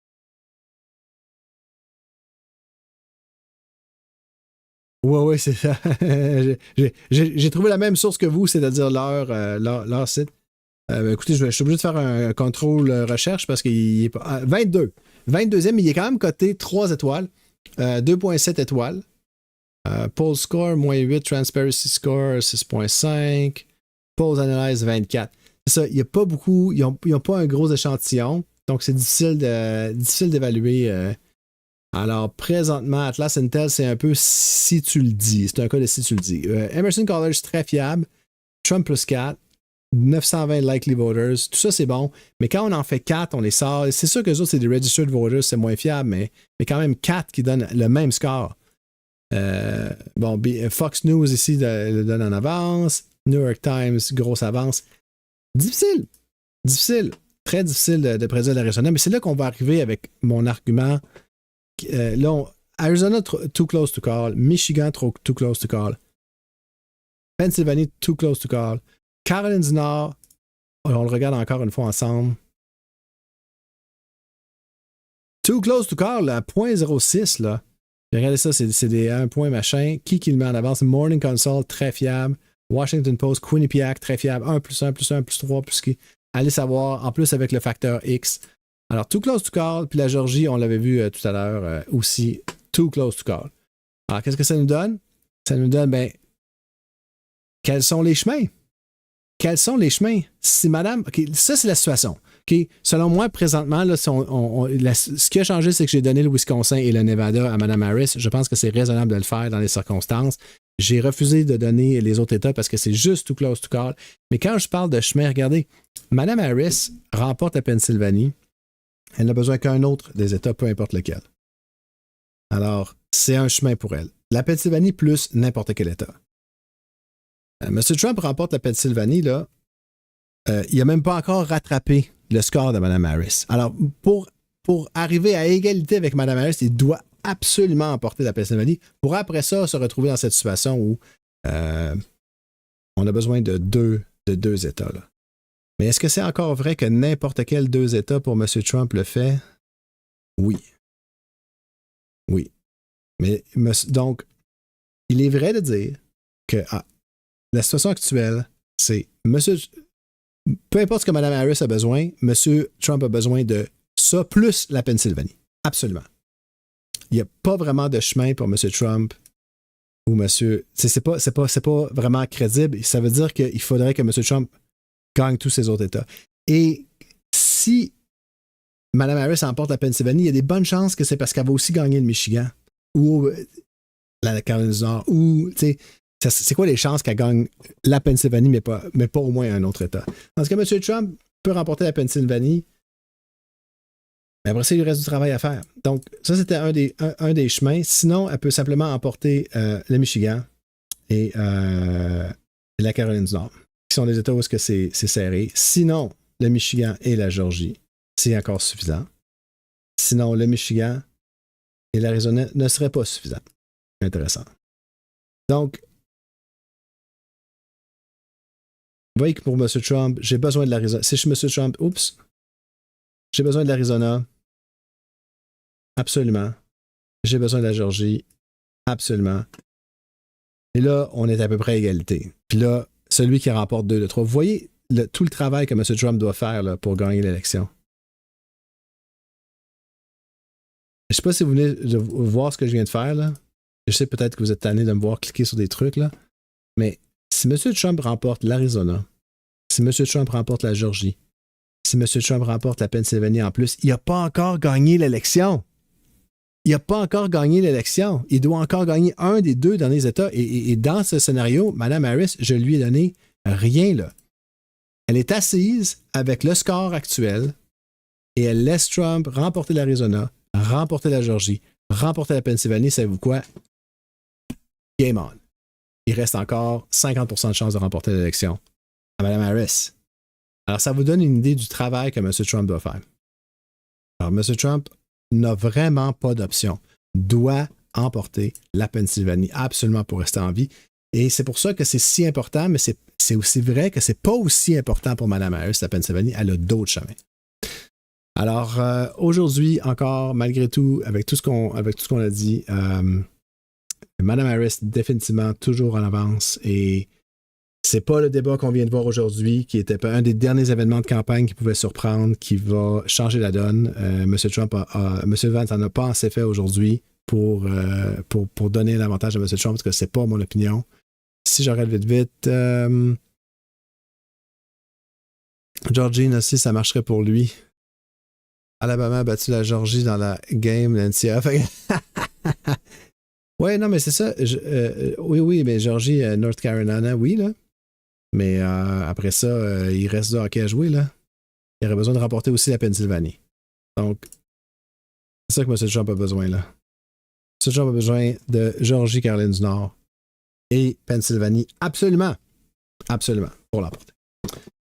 Et donc, présentement, si j'étais parieur au livre, hey, intéressant, un auditeur avait demandé, allez donc voir les sites de parieurs au livre, allons voir rapidement, Real Clear, Politics, Betting, Average, où sont-ils? Ils sont en train de changer en temps réel. Il faut comprendre, ce sont des gens qui mettent, comme ils disent, leur argent là où leur bouche est. C'est pas juste des gens qui parlent pour le plaisir. Est-ce que j'ai capturé la nouvelle page? Oui. Alors, rapidement. Vous voyez Harris favorite par 2,5 points. Et si je vois bien, tous les marchés, sans aucune exception, tous les marchés prévoient Mme Harris. Ça ressemble beaucoup à ce que moi, je vous dis aujourd'hui. On regarde, vous voyez, Mme Harris, une légère avance. Voilà. Et il y a le facteur X, j'en ai parlé souvent, je vais en parler encore. L'avortement, l'inscription des femmes. Mme Harris, définitivement à l'avantage. Là, je suis en train de me perdre. Voilà. J'ai perdu mon gestionnaire de streaming. OK, voilà. Alors oui, définitivement avantage. Oui, bonne nuit Isabelle. Définitivement avantage Mme Harris sur la question du vote des femmes. Il y a beaucoup de femmes qui s'inscrivent, il y a beaucoup de jeunes qui s'inscrivent. On ne peut pas mesurer si on n'est pas une femme, si on n'est pas à même, si on n'a pas un utérus, disons ça comme ça, fonctionnel. La crainte que ça représente de devoir porter un enfant qui n'a pas été souhaité. Je ne pense pas qu'on peut se représenter ça quand on ne vit pas ça. D'ailleurs, c'est quelque chose dont il faut absolument qu'on parle. Le vote des femmes, présentement, les hommes préfèrent M. Trump par 12 points et les femmes préfèrent Mme Harris par 21 points. On se rappelle qu'il y a 52% de femmes aux États-Unis, 48% d'hommes, en ne comptant pas les transgenres. Donc 52-48, c'est le gender breakdown et Mme Harris, elle remporte les femmes par 21 points. Alors, je ne vois pas comment on se remet d'un score pareil et je peux être certain que quand vous pensez, à tort ou à raison, moi je pense à raison, mais d'autres pourraient être en désaccord, que c'est l'État de Gilead qui vous attend, là, que si Trump gagne, ça va être, on va mettre en place un État de Gilead dans lequel on contrôle les femmes, etc. Eh bien, vous allez aller voter. Vous allez aller voter. Puis aux États-Unis, ils ont un faible taux de participation. Mais vous pouvez être certain. Donc, dans ce temps-là, les gens qui sont hautement motivés, les communautés hautement motivées, font pencher la balance. Et je pense que là, c'est pas une petite communauté, c'est pas tel groupe ethnique réparti dans 3 ou 4 États. Ce sont les femmes qui massivement préfèrent Mme Harris.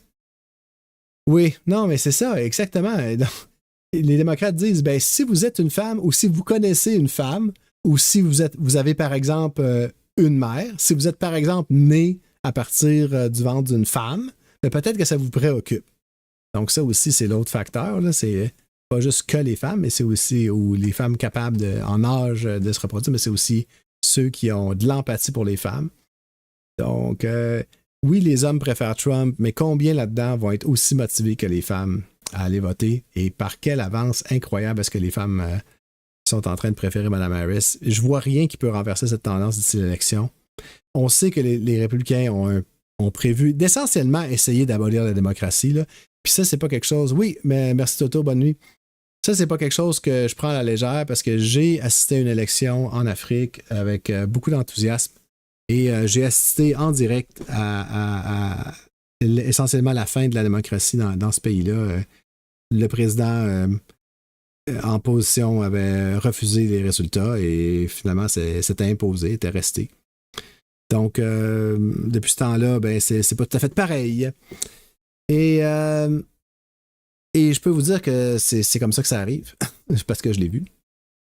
Et je sais que c'est ça que les républicains vont tenter. Alors, je pense que ça va être un moment stressant. Il y a plusieurs personnes qui me demandent, est-ce que tu vas encore avoir une chaîne après l'élection? Je veux dire, c'est pas une chaîne de suite des élections, c'est une chaîne de politique américaine. Et si vous pensez que c'est fini le soir des élections, ben, je vous trouve, comment dire, optimiste. Je vous trouve optimiste. Parce que j'ai pas du tout l'impression que ça va être terminé, ça va continuer. Oui, exact. Exact. Oui, Lynn, comme dirait l'autre, comme diraient les démocrates, si vous êtes une femme ou si vous connaissez une femme, ou si vous tenez à une femme ou à une fille, ça fait beaucoup de gens. Ça fait beaucoup de gens qui sont très motivés à aller voter. Vraiment, vraiment du mal à voir comment Trump surmonte ça. Je vois qu'il fait rien pour s'aider. C'est pas comme s'il courtise le vote des femmes. Il le courtise de façon tellement maladroite. Je sais pas si vous avez vu l'espèce de discours qu'il a fait là, où il était comme les femmes, grâce à moi, vous ne penserez plus à l'avortement. Vous serez contentes. Et un petit peu plus, puis il ajustait les mains comme ça, comme un hypnotiseur. Là. Vous ne pensez pas à l'avortement, ne pensez pas à l'avortement. Alors, je vois pas d'effort concret. Je vois pas... Je vois pas ce travail-là de M. Trump. Je le vois pas réussir. J'anticipe pas qu'il va réussir. Et c'est pour ça que moi, présentement, si on me demandait de faire une prédiction, je suis obligé de conclure que Mme Harris est favorite pour l'emporter. Bien hâte de voir qu'est-ce que les républicains prévoient, par exemple. Savez-vous qui des deux a gagné ce soir? Je pense, politiquement, je pense que M. Vance a eu l'avantage. Un léger avantage qui va probablement pas avoir un impact le jour du vote. Alors, c'est surtout ça la nouvelle. Il n'y a pas eu de chaos ce soir. Ni l'un ni l'autre ont vraiment réussi. Oui, c'est incroyable. On est encore là. On est à la veille de voter. Il y a des gens qui ont commencé à voter puis sont encore en train de dire qu'ils n'ont pas perdu la dernière élection. On se demande si M. Trump... On sait que M. Trump veut gagner pour éviter d'aller en prison. On sait qu'il veut gagner par orgueil, mais on a beaucoup l'impression qu'il veut gagner pour prouver que la dernière fois, il n'avait pas perdu. Et c'est vraiment important. Ce qui va se passer aux États-Unis, j'espère qu'on ne va pas lui donner cette satisfaction-là parce que qu'est-ce qu'on dit sinon? Il suffit de se choquer puis de taper assez fort du poing puis finalement, on transforme les défaites en victoires. C'est comme ça que ça va se passer. J'ose croire que non. Enfin, écoutez, il est presque minuit sur la côte Est. Je vous remercie d'être encore là avec nous dans le chat. Ma fille a de l'école demain. Faut que je me lève à 6h du matin, un peu comme l'autre fois. Mais il n'y aura pas de congé demain. Mais le soir des élections, oui. Le soir des élections, j'annonce à tout le monde, y compris à ma femme qui regarde ce stream peut-être encore. Le lendemain de l'élection américaine, là, il y a quelqu'un d'autre qui va aller porter notre fille à l'école. En anglais, j'entends « She runs for presidency, he runs from prison ». Très bon. Très bon, très bon. Oui, tout à fait. Alors, chers amis, merci d'avoir été là. Encore une fois, fidèle à l'écoute. Et puis, si ce n'est pas déjà fait, likez la vidéo avant de partir. Puis, je vais vous concocter d'autres capsules d'ici l'élection. N'hésitez pas à suggérer en commentaire d'autres idées. J'en ai plein, c'est juste que j'ai vraiment, vraiment pas le temps. Oui, tout à fait. Courage à nous tous. Je crois que peu importe pour qui on prend, ça va être vraiment, vraiment serré. Le soir des élections, ça va être difficile à vivre. Alors, merci Hélène, merci pour ce commentaire. Bonne nuit tout le monde. Je vous souhaite une excellente fin de soirée. Je vous dis à la prochaine et on se revoit dans une autre capsule. Salut!